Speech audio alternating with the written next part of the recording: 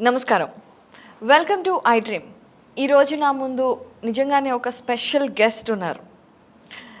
ఆ శివుడిని ప్రతిరోజు కొలుచుకునే అదృష్టం కలిగిన కేదార్నాథ్ ప్రముఖ అర్చకులు శివలింగ్ గారు ఇప్పుడు మనతో పాటు ఉన్నారు. కేదార్నాథ్ గురించి, అలాగే అక్కడ ఉన్న స్వామి గారి గురించి ఎన్నో విషయాలు తెలియచేయడానికి సిద్ధంగా ఉన్నారు. మరి మాట్లాడేద్దాం. నమస్కారం అండి. నమస్కారం. నిజంగా ఈరోజు మీరు మా ఐ డ్రీమ్కి రావడం మాకు చాలా ఆనందంగా ఉంది. శివలింగ్ గారు, శ్రీ గురుభ్యో నమః. కంఠే యస్య విరాజతే హి గరళం గంగాజలం మస్తకే వామాంగే గిరిరాజ రాజతనయా జాయా భవానీ సతి నంది స్కంద గణాదినాథ సహిత శ్రీ కేదారనాథ ప్రభు కేదారాంచల సంస్థితోయి సతతం కుర్యా సదా మంగళం, కుర్యా సదా మంగళం. హిమాద్రి పార్శ్వే చటతేర మంత్రం సంపూజ్యమానం సతతం మునింద్రే సురాసురైర్య క్షమహోరగాడే కేదారనాథం శివమేకమీడే మధుమేషనాథం శరణం ప్రపద్దే. కేదార్నాథ్ అనగానే అందరికీ ఖచ్చితంగా ఒకసారైనా వెళ్ళాలి అనే ఒక కోరిక ఉంటుంది. ఎందుకంటే అక్కడ శివుడు ప్రత్యక్షంగా తిరుగుతున్నాడు అని అందరూ చెబుతూ ఉంటారు. మీకు అక్కడ ప్రధాన అర్చకులుగా ఎలా అవకాశం వచ్చింది, ఒకసారి ముందుగా తెలియచేస్తారా? బహుజన్మ కృతై పుణ్యై పక్షిణై పాప పంజరే శుద్ధాంతకరణ దేహి పిండ శబ్దేన గీతే. ఏమైనా మనకు దొరకాలంటే జన్మాంతరంలో చేసిన పుణ్యమే మనకు వెనక వస్తుందంటారు. అలాగే కేదార్నాథ్ ప్రధాన అర్చకునిగా శివలో దొరికిందంటే పూర్వజన్మ పుణ్యం ఉంది, మన గురువారి ఆశీర్వాదం ఉంది. దాంతోనే మనకు ఈ శివలో ఈ సంవత్సరం కేదార్నాథ్ ప్రధాన అర్చకునిగా నియామకం అయింది. మీకు అంటే చిన్నప్పటి నుండి అసలు మీరు ఎక్కడ ఉండేవారు? చిన్నప్పటి నుండి మీ పూర్వీకులందరూ శివుణ్ణి పూజించేవారా? ఏంటి అసలు మీ చిన్నతనం, మీ అమ్మ నాన్న? ఒకసారి మన అమ్మ నాన్న నుంచి మనం వీరశైవులు అంటారు. వీరశైవులు అంటే లోపలనే జంగమ, వీరశైవ జంగములు అంటారు. అంటే లింగాయతులు వీరశైవులు వాళ్ళ గురువు గారు జంగములు అంటే. కేదార్నాథ్ పరంపరలో దక్షిణ భారత వీరశైవ శుద్ధ జంగములే ప్రధాన అర్చకునిగా నియామకం అవ్వడం జరుగుతుంది అక్కడ. అదే ప్రకారం మన ఇంటి నుంచి ముందు పరంపర నుంచి మనం వీరశైవులం. మన మెడలో ఇష్టలింగ ధారణం చేస్తాం ముందు నుంచి. ఇష్టలింగం అంటే సాక్షాత్ శివుడే. మన తల్లి గర్భం నుండే మన లింగ సంస్కారం, దీక్ష సంస్కారం అవుతుంది. 8 నెలల లోపలనే మన గురుగారు, ఇంటి గురువుగారు ఉంటారు. ప్రతి ఇంటికి ఒక గురువు, ప్రతి ఇంటికి ఒక గురువు ఉంటారు. ఆ గురువు గారు వచ్చి లింగధారణ చేస్తారు. అంటే ఏంటండి? ఇష్టలింగం ఉంటుంది మన మెడల, శివలింగం ఉంటుంది. అది ముందు నుంచి పరంపర ఉంది. ప్రతి ఒక్కరికి ఒక గురువు ఉంటారు. కుల గురువు అంటారు, ధర్మగురు అంటారు. వాళ్ళు వచ్చి 8 నెలల కడుపులో ఉన్నప్పుడే మన తల్లికి గర్భానికే లింగధారణ చేస్తారు 8 నెలల లోపల.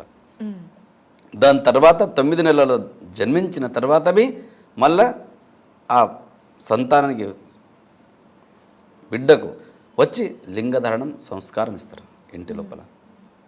ముందు నుంచి మన పరంపర నుంచి జన్మించకంటే ముందు నుంచి మన పరంపరలో వీరశైవులకు ఇష్టలింగ ధారణం మన గురువుగారు చేస్తారు. పుట్టిన తర్వాత 8 సంవత్సరాల లోపల మన దీక్షా సంస్కారం ఇస్తారు గురువుగారు. అప్పటి నుంచి ప్రతి నిమిషం మన మెడలో శివలింగ ధారణం ఉంటుంది. ఆ శివలింగానికి పూజ చేసిన తర్వాతనే నీళ్ళే కానీ ప్రసాదమే కానీ ఏమి తీసుకోవాలంటే ఈ లింగానికి అర్పితం చేసిన తర్వాతనే మనం స్వీకరించాలి. ఇట్లా ముందు నుంచే పరంపర ఉంది మనకు. శైవ పరంపరలో 5 పీఠాలున్నాయి. రంభాపురి, ఉజ్జయిని, కేదార, శ్రీశైల, కాశీ, ఇవి 5 పీఠాలు శైవ పరంపరలో. ఆ 5 పీఠాల్లోనే బ్రాంచులు ఉంటాయి, శివాచార్యులు అంటారు. ఆ శివాచార్యుల కిందనే మన జంగములు. శివాచార్యులు అంటే బ్రహ్మచారులు ఉంటారు. ఈ 5 పీఠాల్లో శాఖ మఠలే ఇవి శివాచార్యుల మఠాలు ఉంటాయి. రంభాపురి శాఖ మఠాలు కొన్ని ఉంటాయి, బ్రాంచ్ అంటారు మీరు. అలాగే శాఖ మఠం అంటే బ్రాంచులు అవి. ఆ పీఠాల ఒక్కొక్క శాఖ మఠాలు ఉంటాయి. ఆ గురుగారే ఇక ప్రతి కార్యక్రమానికి పీఠాధిపతులు వచ్చి కార్యక్రమం చేయడానికి చాలా కష్టమవుతుంది. అందుకే వాళ్ళ శాఖ మఠాల గురువుగారే శివాచార్యులు వచ్చి ఆ లింగధారణం సంస్కారం, దీక్షా సంస్కారం ఏముంటాయో అవి విధి విధానాలని పరిపూర్ణం చేసిస్తారు మన ఇంటికి వచ్చి. అప్పటి నుంచి లింగధారణ చేసే నుంచి మనం 16 సంస్కారాలు ఉన్నాయి. 16 సంస్కారాల లోపల ఇది ఒక సంస్కారం లింగధారణ. అంటే మొత్తం మీకు 16 సంస్కరణలు అందరు ప్రతి ఒక్కరికి ఉంటాయి. దాంట్లో మనకి లింగధారణ ఒక సంస్కారం, దీక్షా సంస్కారం అంటారు. మనం అయ్యాచార్యం అంటారు. మన గురుగారు చేతులతోనే అయ్యాచారం కానీ దీక్షా సంస్కారం కానీ మనం అర్పితం చేసుకుంటాం. అప్పుడు గురుగారు వచ్చే లింగధారణ మన మెడల ధారణ చేస్తాం. ఆ మెడల ధారణ చేసే నుంచి అంత్య సంస్కారం దాకా మన అంతిమ స్నానం పరిపూర్ణంగా అంత్య సంస్కారం లోపలవి మన చెయ్యిలో ఇచ్చి ఇష్టలింగంని మన తోడు వచ్చేదే ఇష్టలింగం. లింగం, రుద్రాక్ష, భస్మ, ఇవి 3 మన ఎంబడి వచ్చేసి మళ్ళీ వేరే ఏవి రావు. అందుకే మన శైవ పరంపరలో ఇష్టలింగ ధారణం ప్రతి నిత్యం మెడలో ధారణం చేసి ఉంటాం. ఒక సెకండ్వే మనం విడిచి శివలింగాన్ని ఉండలేము. ఇట్లా పరంపర ఉంది ముందు నుంచి. ఇప్పుడు మీరు చెప్పారు కదా, అంటే పుట్టినప్పుడు ఒక్కలమే పుడతాము, పోయేటప్పుడు ఒక్కలమే పోతాము అని అంటారు.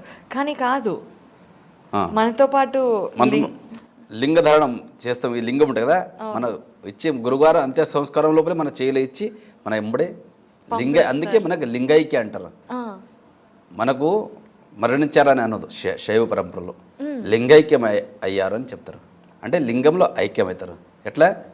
లీయతే గమ్యతే యత్ర తద్లింగం. ఎక్కడైతే పుడతారో అక్కడే లీన్ అంటే గుప్త అవుతారో అదే లింగం అని పిలుచుకొస్తారు. అట్లా మనం పుట్టిన నుంచి పుట్టకన ముందు నుంచి మన లింగం మన అమ్మ కడుపులో ధారణ చేస్తారు. పుట్టిన తర్వాత అదే లింగం మనకు ధారణ చేస్తారు. పుట్టిన తర్వాత అదే లింగానికి దీక్షా సంస్కారం అయిన తర్వాత ఆ దీక్షా సంస్కారంలో మళ్ళా గురుగారు లింగం ఇచ్చి మంత్రోపదేశం ఇస్తారు. 7 కోటేషు మంత్రేషు మంత్ర పంచాక్షరమాన్. 7 కోటి మంత్రాల్లో పంచాక్షర మంత్ర శ్రేష్టం. నమ శివాయ. ఓం పెడితే షడాక్షరి ప్రణవాక్షర ఓం కారం అవుతుంది. ఓం ఇడిచిపెడితే పంచాక్షర మంత్రం నమ శివాయ. ఈ మంత్రాన్ని ప్రతిరోజు పఠిస్తాం మేము. 108 సార్లు జపిస్తాం ఇది రుద్రాక్షమాలతో. ఇష్టలింగ ప్రతినిత్యం స్నానమైన తర్వాత శుచిర్భుతలాయి ఆ ఇష్టలింగ పూజను చేసిన తర్వాతనే మనం ప్రసాదం స్వీకారం చేస్తాం. గురు లింగ జంగమ ప్రసాద పాదోదక రుద్రాక్ష భస్మ అష్టావరణలు అంటారు. ఇవి అష్టావరణ మనం ప్రతిరోజు విధి విధానంలో మనం వస్తుంటాయి. ఇవి ఎందుకంటే ప్రతిరోజు ధారణ చేయాలని పడతాం మనకు. ఇవన్నీ మీరు 8 సంవత్సరాల వయసు ఉన్నప్పటి నుండి మీరు చేస్తూనే ఉన్నారు. మీరు మామూలుగా అంటే ఎడ్యుకేషన్ అది ఉందా అండి? ఎడ్యుకేషన్ అంటే ఇది ముందు నుంచే పరంపర ఉంది ఒకటి. ఇది గురు శిష్య పరంపర అంటారు. మనకు ఎవరికైతే ఇక్కడ దీక్షా సంస్కారం చేయాలో ఇక్కడ ఇంటిలో దీక్షా సంస్కారం చేస్తారు. కానీ దాని తర్వాతవి కేదార్పీఠ పరంపరలో చలా దీక్ష అని అక్కడ కేదార్నాథ్ పీఠంలో మఠంలో చేస్తారు. అక్కడ మన గురుగారు ఓకే ఎవరికి ఛాయిస్ చేసుకొని పోతారు. ఇక్కడ మన బొట్టు అంటే శిష్యులకు వాళ్ళకి అక్కడ దీక్ష మళ్ళా చలా దీక్ష అని చేస్తారు అక్కడ. మీరు ఏ వయసు అప్పుడు కేదార్నాథ్ వెళ్ళారో తెలుసు? 2003 లోపల. అప్పుడు 2003 లోపల ప్రతి పుట్టిన నుంచి మనం 2003 దాకా మన ఊళ్ళో చప్టా గ్రామంలో విద్యాభ్యాసం మొత్తం 10th క్లాస్ దాకా అక్కడనే నిర్వహించుకున్న తర్వాత 2003లో 10th పరీక్ష ఎగ్జామ్ అయిన తర్వాత మనం కేదార్పీఠానికి వెళ్ళినాం మేము గురుగారు ఎంబడి. ఓకే 2003 నుంచి 19 దాకా వాళ్ళ సేవలు ఉంటాయి 24 గంటలు. మన గురుగారు ఉంటారు. కేదార్పీఠం వర్తమాన పీఠాధిపతులు శ్రీ శ్రీ శ్రీ 1008 జగద్గురు రావుల్ పదవి విభూషిత భీమాశంకరలింగ శివాచార్య మహాస్వామీజీ మన గురువుగారు. వాళ్ళ కృపాశీర్వాదంతో 2003 నుంచి 19 దాకా వాళ్ళ సేవలో ఉంటుంది. దాని తర్వాత మన చేసిన సేవకు చూసి వాళ్ళ కృప నుంచి, వాళ్ళ అమ్మ నాన్న చేసిన పుణ్యం నుంచి ఈ కేదార్నాథ్ మొట్టానికి కారణం అంటే మన గురువు కృప. ఎందుకంటే దేవుని కృప ఉంటేవి మన గురువు కృప ఉండాలంట. గురువు కృప అంటే ఏమైనా సాధించవచ్చు అంట. అదే ఇది ముఖ్య కారణం. కేదార్నాథ్ ప్రధాన అర్చకునిగా కావాలంటే మన గురుగారి కృప ఆశీర్వాదం, మా అమ్మ నాన్న చేసిన పుణ్యం, ఇట్లా నేను భావిస్తున్నాను. మనం గర్విస్తున్నాను. నేను మేము కూడా చాలా గర్వంగా ఫీల్ అవుతున్నాము. మన ఇక్కడ దక్షిణ భారతదేశం నుండి కేదార్నాథ్, ప్రపంచంలోనే ఎంతో పేరు ప్రఖ్యాతలు ఉన్న కేదార్నాథ్లో మీరు ప్రముఖ అర్చకులుగా ఉండడం అనే విషయం గురించి. అయితే ఈ విషయాలన్నిటిలో కూడా ఒక విషయం ఏంటి అంటే, ఇప్పుడు మీరు గురుసేవకై వెళ్ళిపోయారు. అది 10th క్లాస్ వరకు చదువుకున్నారు కదా. చిన్నప్పటి నుండి నేను ఎవరైనా మామూలుగా పిల్లలకి నేను అదవ్వాలి ఇదవ్వాలి అని కోరిక ఉంటుంది. అలా ఎప్పుడు మీరు ఆశయాలు అనేవి పెట్టుకోలేదు? ఎప్పుడు శివతత్వంలోనే ఉన్నారా? శివుని సేవలు అయితే ఉన్నాము పుట్టి నుంచి. మనము వీర సేవలు మనం ఎందుకో శివుని భక్తి నుంచే మనం పెద్దగా అయినాం. శివుని ఆరాధకులం మనం ముందు నుంచి. ఎందుకు సృష్టికర్త శివుడు. మన వీరశివులు అంటే విశేషం అంటే శివుని ఆరాధకులే ముందు ఉండే. దాని తర్వాత 10th అయిన తర్వాత మనం ఏదైనా శ్రీశైలం కానీ కాశీ కానీ గురుకులంలో చేరి అక్కడ విద్యాభ్యాసం వేదాలు అన్నీ చదువుకోవాలని మన ఆశ, సంగీతం నేర్చుకోవాలని చాలా ఆశ ఉండే. కానీ సమయం కుదిరి రాలేదు, టైం ఎక్కువైపోయింది. అప్పుడు మన గురువుగారు భీమాశంకరలింగ శివాచార్య మహాస్వామీజీ వారు మన గ్రామానికి వచ్చండి. అప్పుడు పెద్ద ప్రోగ్రామ్ అయింది. అప్పుడు అక్కడ మా నాన్నగారు అడిగారు, మా పిల్లగానికి ఎక్కడ నేర్చుకోవడానికి పెట్టాలని అనుకుంటున్నామని. గురువుగారు అన్నారు, మనం ఎంబడే పెట్టేయండి, మేము అన్ని నేర్పిస్తామని చెప్పారు. అయితే సరే అని అప్పుడు మన ఊళ్ళో కార్యక్రమం అయిన తర్వాత వెళ్ళిపోయారు. దాని తర్వాత మన శ్రీశైలం ఫోన్ చేసేటి మేము అప్పుడు. అట్లా అడ్మిషన్ అన్నీ మొత్తం ఫుల్ అయిపోయినాయి. ఆడ ఈ సంవత్సరం కుదరదు, మళ్ళీ వచ్చే సంవత్సరమే కుదురుతుందని చెప్పేశారు అక్కడ ఫోన్లో. దాని తర్వాత గురువుగారి నంబర్ ఉండే, అక్కడ ఫోన్ చేశారు మా నాన్నగారు. మన అదే సంవత్సరం నేను బిదర్ పాపనాశ దేవస్థానంలో ప్రతిరోజు మన గురువుగారి ప్రతి సంవత్సరం ఒక నెల శ్రావణ మాసంలో శివ తపో అనుష్ఠానం ఉంటుంది. ఆ అనుష్ఠానంకి అక్కడ వచ్చేస్తున్నాము, అక్కడ తీసుకురండి, అక్కడ మనం ఉంచుకుంటాం చూసి మీ పిల్లగానికి అని చెప్పారు. అక్కడ బిదర్లో తీసుకుపోయారు మా నాన్న. గురువారికి దగ్గర తీసుకుపోయి అక్కడ మన పిల్లగాడు ఇది రౌతుంది, మీరు ఏం చేస్తారో చేయండి, మీ పాదాల మీద ఇడిచిపెట్టి వెళ్తున్నామని మా నాన్నగారు చెప్పేశారు. అప్పటి నుంచి 2003 నుంచి అప్పటి నుంచి గురువారం ఎంబడే వాళ్ళు తీసుకుపోయారు, కేదార్నాథ్ తీసుకుపోయారు. అప్పటి నుంచి 2004 లోపలనే మనకు దీక్షా సంస్కారం ఇచ్చి అక్కడ చెలా సంస్కారం అంటాం. అప్పుడు చెలా సంస్కారం ఇచ్చి మన సేవలో తీసుకున్నారు మనకు. అప్పటి నుంచి 2003 నుంచి 19 దాకా గురుగారి సేవల్లో నిరంతరం వాళ్ళ ఎంబడే ఉంటుంటుంది. అక్కడ మీకు అంటే ఇంట్లో అమ్మ నాన్నని వదిలి అన్ని సంవత్సరాలు ఉండటం బాధే లేదా? అంటే వెళ్ళినప్పుడు కొత్తలో ఇబ్బంది పడలేదా? అదంతా కొత్త సంస్కృతి కదా కేదార్నాథ్ అనేది. తెలుగు వారు వేరు, నార్త్ ఇండియా. ఏదైనా సాధించాలంటే అట్ట సులభంగా దొరికేది కాదు. ఎందుకంటే కష్టం సుఖం అందరికీ ఉంటాయి. అవును. హాయిగా కూర్చొని అన్నీ దొరకాలంటే దొరికేది చాలా కష్టం. గురుగారి చేతిలో ఏం సేవ చేసిన కదా, అది ఒకటి మన తపశ్చర్య అనేది. వాళ్ళకి అనుగుణంగా నేను సేవ చేసినంటే వాళ్ళ ఫలితమే ఇది. కేదార్నాథ్ని ప్రధాన అర్చకుని అయ్యే అవకాశం వచ్చిందంటే అదే పుణ్యం. అవును గురుగారు, చాలా నిజం చెప్పారు. కూర్చుని తింటే తపశ్చర్య అంటే ఎక్కడో హిమాలయంలో కూర్చొని చేసే తపశ్చర్య కాదు. ఒకరి గురుగారి సేవలు ఉండి నిరంతరం శ్రద్ధాభక్తితోని, నిష్ఠాభక్తి, అవధాన భక్తి, అనుభవ భక్తి, సమరస భక్తి, ఒక అనుభవం ఒకటి భక్తి ఉంటుంది. ఏదే కష్టాలు వస్తే సరిదిద్దుకొని సేవ చేసేదంటే అది ఒకటి తపశ్చర్య అనేది. ఈ కష్టం వస్తున్నా విడిచిపెట్టేది అది తపశ్చర్య కాదు.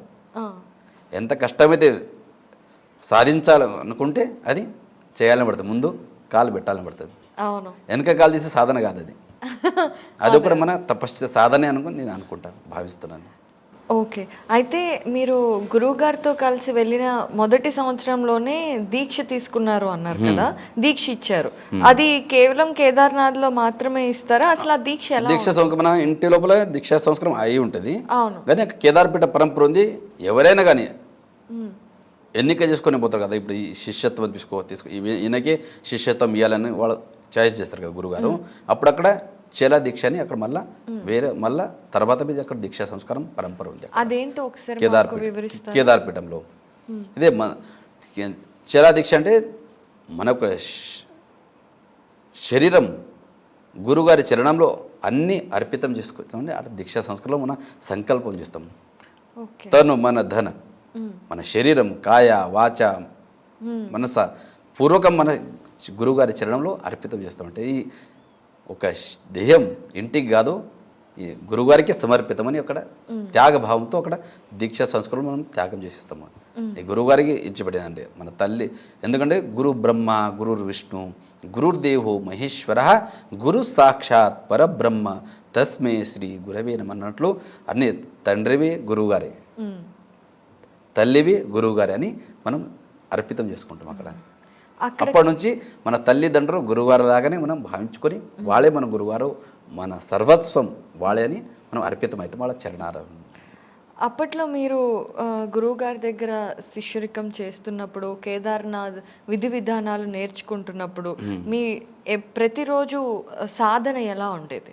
ప్రతిరోజు గురువారం ఇష్టలింగం పూజ ఉంటుంది. మన మెడల ఇష్టలింగం అని చెప్పిన కదా, మన గురువారం మెడలవి ఇష్టలింగం ఉంటుంది. ఇష్టలింగం మహాపూజ ఉంటుంది.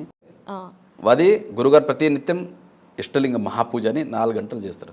తీసి పూజ చేసి మళ్ళీ పూజ చేసి మళ్ళీ అంటే దేహో దేహాలయో ప్రోక్త, దేహమే దేవాలయం అంటాం మేము. అందుకే శివుడు ప్రత్యక్షం హృదయం మీద ఉంటాడు. అందుకే దేహానికే దేవాలయం అని చెప్తాం మేము. ఏ దేవస్థానానికి పోయే అవసరం లేదు, పోతే మంచిదే, పోవద్దని అట్లే లేదు. అంటే ప్రత్యక్ష శివుడే మన మెడలు ఉంటారు కదా, అందుకే శరీరానికి దేహాలయం అంటాం. అందుకే సాక్షాత్ శివుడే సృష్టికర్త పరమాత్మ శివుడే మన మెడలు ఉంటాడు. ఆయన గడిచి ఒక క్షణం మనం వేరే ఉండం. సో మరి ప్రతిరోజు గురువు గారు ఆయన ఇష్టలింగానికి 4 గంటల పాటు పూజ చేసేవారు. ఎందుకంటే నగురో రధికం తత్వం నగురో రధికం తప. గురువు కన్నా ఏ తపం పెద్దది కాదు, ఏ జపం పెద్దది కాదు. గురుగారు ముంగట వాళ్ళ సేవనే సర్వస్వం. అంటే ఎందుకంటే అప్రత్యక్షో మహాదేవ సర్వేషాం ఆత్మమాయ ప్రత్యక్ష గురురూపేణ వర్తతే భక్తి సిద్ధయే. ఎందుకంటే దేవుడైతే మనకు ప్రత్యక్షంగా కనబడడు, ప్రత్యక్షంగా కనిపించేదే గురువు. అవును. వాళ్ళ సేవనే వాళ్ళ సాక్షాత్ వాళ్ళ పూజనే దేవుని పూజని భావించుకొని మనం ప్రతిరోజు సేవ చేస్తుంటే గురువు గారికి. అంటే ఆ దేవుడికి ప్రత్యక్ష చూడడానికి చాలా కష్టం కలియుగంలో. సత్యయుగంలో చూసిండొచ్చు, ఈ కలియుగంలో దేవునికి చూడడం చాలా కష్టం. కానీ మనం గురు రూపంలోనే మనం చూస్తాం. ఎందుకంటే మన బలం కన్నా గురువు బలం ఉండాలంట.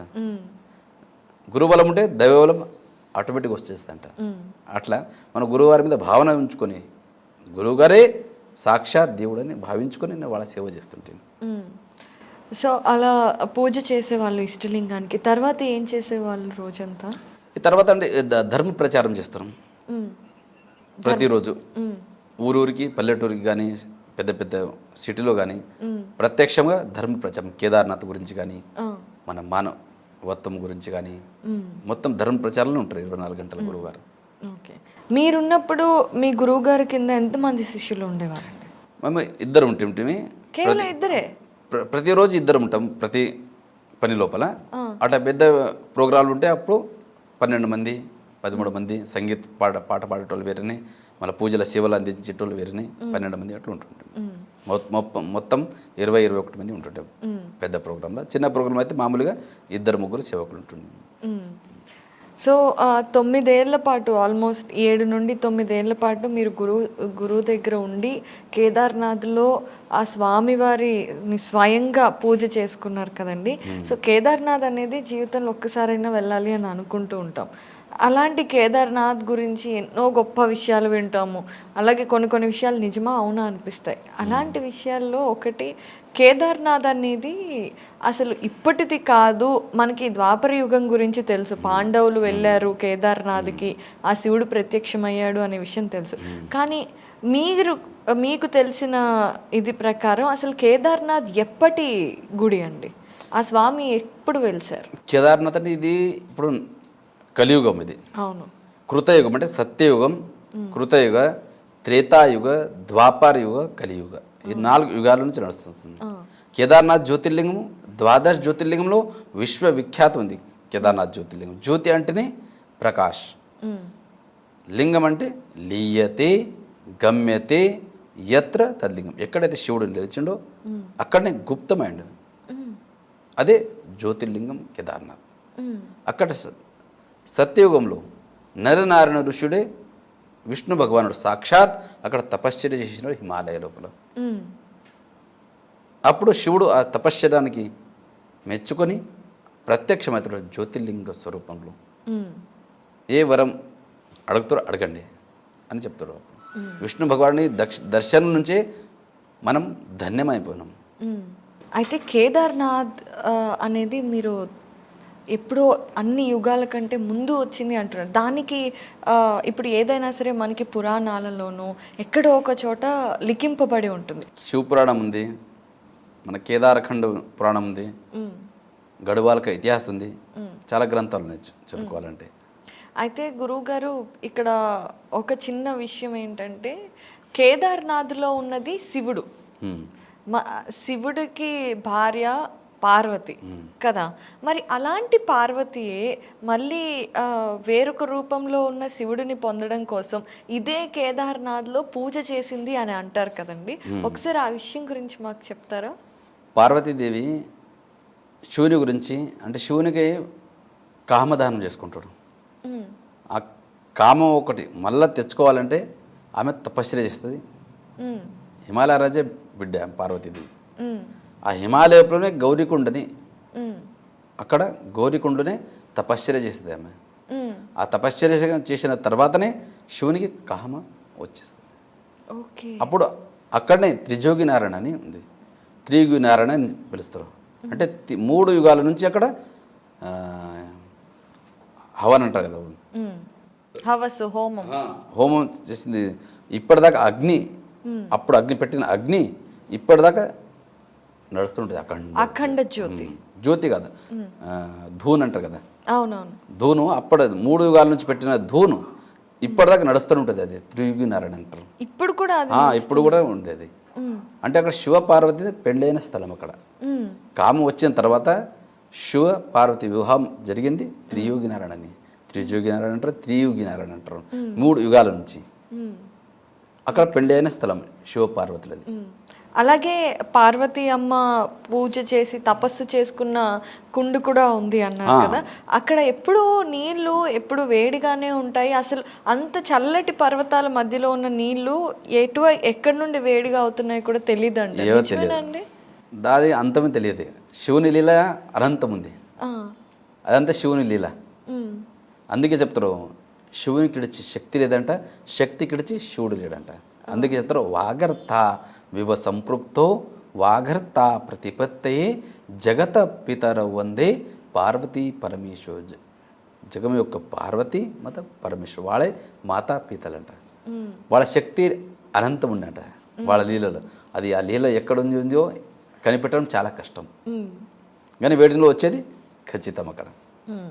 ఎప్పుడు అన్న ఇంత ప్రళయం అయితే అక్కడ వేడి నీళ్ళతో ఎక్కడ డిస్టర్బ్ కాలేదా, మళ్ళీ అదే స్థలంలో వేడి నీళ్ళు వస్తూనే ఉంటాయి గౌరీకుండ లోపల. కేదార్నాథ్ 12 జ్యోతిర్లింగాలు కానివ్వండి, చార్ధామ్ యాత్రలో కానివ్వండి, ఖచ్చితంగా చూసి ఉండాల్సిన తీర్థం అది. అంతటి ప్రాచుర్యం పొందడానికి ఈ 12 జ్యోతిర్లింగాల యొక్క విశిష్టత గురించి, అలాగే కేదార్నాథ్లో ఎప్పుడైనా మనకి లింగం అనేది ఒక స్ట్రక్చర్లో ఉంటుంది, కానీ కేదార్నాథ్లో మాత్రం ట్రయాంగిల్ షేప్లో ఉంటుంది, త్రికోణం షేప్లో. దాని గురించి ఒకసారి తెలియజేస్తారా? అంటే శివుడు కేదార్నాథ్లో ఉంటే పంచముఖ పరమేశ్వరుడు శివుడు. శివుడు హిమాలయాలో వచ్చేస్తారు. అక్కడ గుప్త కాశీ అంటే 3 కాశీలు, బనారస్ కాశీ, ఉత్తర కాశీ, గుప్త కాశీ. బనారస్ కాశీ నుంచి బయలుదేరుతారు పంచపాండవులకు. ఎందుకంటే వాళ్ళకు బ్రహ్మహత్య, గురుహత్య, గోత్రహత్య శ్రాపాలు తగులుతాయి కదా. ఆ శ్రాప విమోచన గురించే హిమాలయాలు వస్తారు పంచపాండవులు. అయితే శివుడు వాళ్ళకి దర్శనం ఇచ్చాడు. దర్శనం ఇచ్చాడు ఉంటే ఎక్కడో ఇచ్చేస్తుండేది, కానీ వాళ్ళకి పరీక్ష తీసుకోవాలని వాళ్ళ పరీక్షల గురించి అక్కడ హిమాలయ వచ్చేస్తారు. కానీ శివుడు ఒకటే స్థలంలో దర్శనం ఇయ్యడు. బనారస్ కాశీ నుంచి ఉత్తర కాశీ వస్తారు శివుడు. ఉత్తర కాశీ నుంచి గుప్త కాశీ వస్తారు. గుప్త కాశీ వచ్చిన తర్వాత అక్కడే పంచపాండవులు వస్తారు. వచ్చిన తర్వాత శివుడు అక్కడ గుప్తం అవుతాడు, కనిపించడు అప్పుడు గుప్తం అవుతాడు. అందుకే అక్కడ గుప్త కాశీ అని పేరు పడుతుంది. అక్కడ విశ్వనాథ్ దేవస్థానం ఉంది అక్కడ, స్వయంభు శివలింగం. ఎందుకంటే శివుడు ఎక్కడ నిలిచి అక్కడనే లీనం అంటే గుప్త అవుతాడు, అదే శివలింగం ప్రకటమైంది అక్కడ. దీంట్లో శివునికి ఆకారం ఉకారం ఏది లేదు, బోల్లాత నిరాకారుడు. లింగ మధ్య జగత్ సర్వం. శివుని ఆకారమే ఏక గోళాకారం ఉంది. ఇట్లనే ఉన్నాడు శివుడు, అట్లనే ఉన్నాడు మన ఊహించే శాస్త్రాల్లో చదివిన మట్టుగా మనం ఆకారం తీసే శివుంది. జటాధారి త్రిశూల్ధారి ఏమైనా చెప్తుంటాం కదా, అట్లనే మనం చిత్రీకరణ చేస్తాం. కానీ శివుని చూసిన వాళ్ళు ఎవరు లేరు. అని శివుడికి ఆకారమే లేదు, నిరాకారుడు. లింగ రూపమే ఎక్కడైనా. అక్కడ గుప్తం అవుతాడు గుప్త కాశీ లోపల. అందుకే గుప్త కాశీ అంటారు. అక్కడవి మణికర్ణ కుండు ఉంది. గంగా యమున పారుతుంటుంది ఎప్పుడు ధార. అక్కడ ఆ శివుని ఇచ్చ అయితే ఉండేది అక్కడ దర్శనించేది. అయితే పార్వతి ఇచ్చ నుంచి అక్కడ అర్ధనారీశ్వర రూపంలో దర్శనించారు. ఆ సగం పార్వతి సగం శివుని రూపంలో దర్శనిస్తూ పాండవులకు అప్పుడు ఇచ్చి అక్కడ గుప్తం అవుతాడు శివుడు. ముంగడు అట్లనే హిమాలయంలో వెళుతుంటాడు శివుడు. కానీ ఎప్పటిదాకా శివుని దర్శనం కాదు, వీళ్ళ శ్రాపం పాప విమోచనం అయ్యేది చాలా కష్టం ఉండే పంచపాండవులకు. ఎందుకంటే దర్శన స్పర్శనశ్చైవ, ఎవరిదైతే దర్శనం అవుతుందో వాళ్ళ శరీరం పవిత్రమవుతుంది. పాపాలను తెలియని పాపాలన్నీ తొలగిపోతాయని చెప్తారు. అట్లాగే పంచపాండవులకు బ్రహ్మహత్య గురుహత్య శ్రాపం విమోచన కావాలంటే శివుని దర్శనం అత్యంత అవసరం ఉండే వాళ్ళకి. దర్శనం శివుని దర్శనం ఎప్పటిదాకా కాదో వాళ్ళది మోక్షం లేకుండే. అందుకే శివుని దర్శనానికి హిమాలయాలు వస్తారు. కానీ శివుడు బర్రె రూపంలో తిరుగుతుంటాడు హిమాలయ లోపల. ఎన్నో బర్రెలు, దాంట్లో శివుడు ఒక బర్రె రూపం వేషం వేసుకొని తిరుగుతుంటాడు. కానీ పంచపాండవులకు గుర్తుపట్టేది చాలా కష్టమవుతుంది. చాలా మంది ఆవు రూపంలో తిరిగాడు. భయస్ అంటే బర్రె రూపమే అది. ఇక చెప్పడానికి మంచిగా ఉండదని కొంతమంది ఆవు అంటారు, కానీ భయస్ రూపం అంటారు. అక్కడ బర్రె రూపంలో రూపంలో తిరుగుతుంటారు. ఎన్నో బర్రెలు ఉంటాయి, దాంట్లో శివుడు ఒకడు. మేరు సుమేర్ పర్వతం అనే 2 పర్వతాలు ఉన్నాయి ఇక్కడ.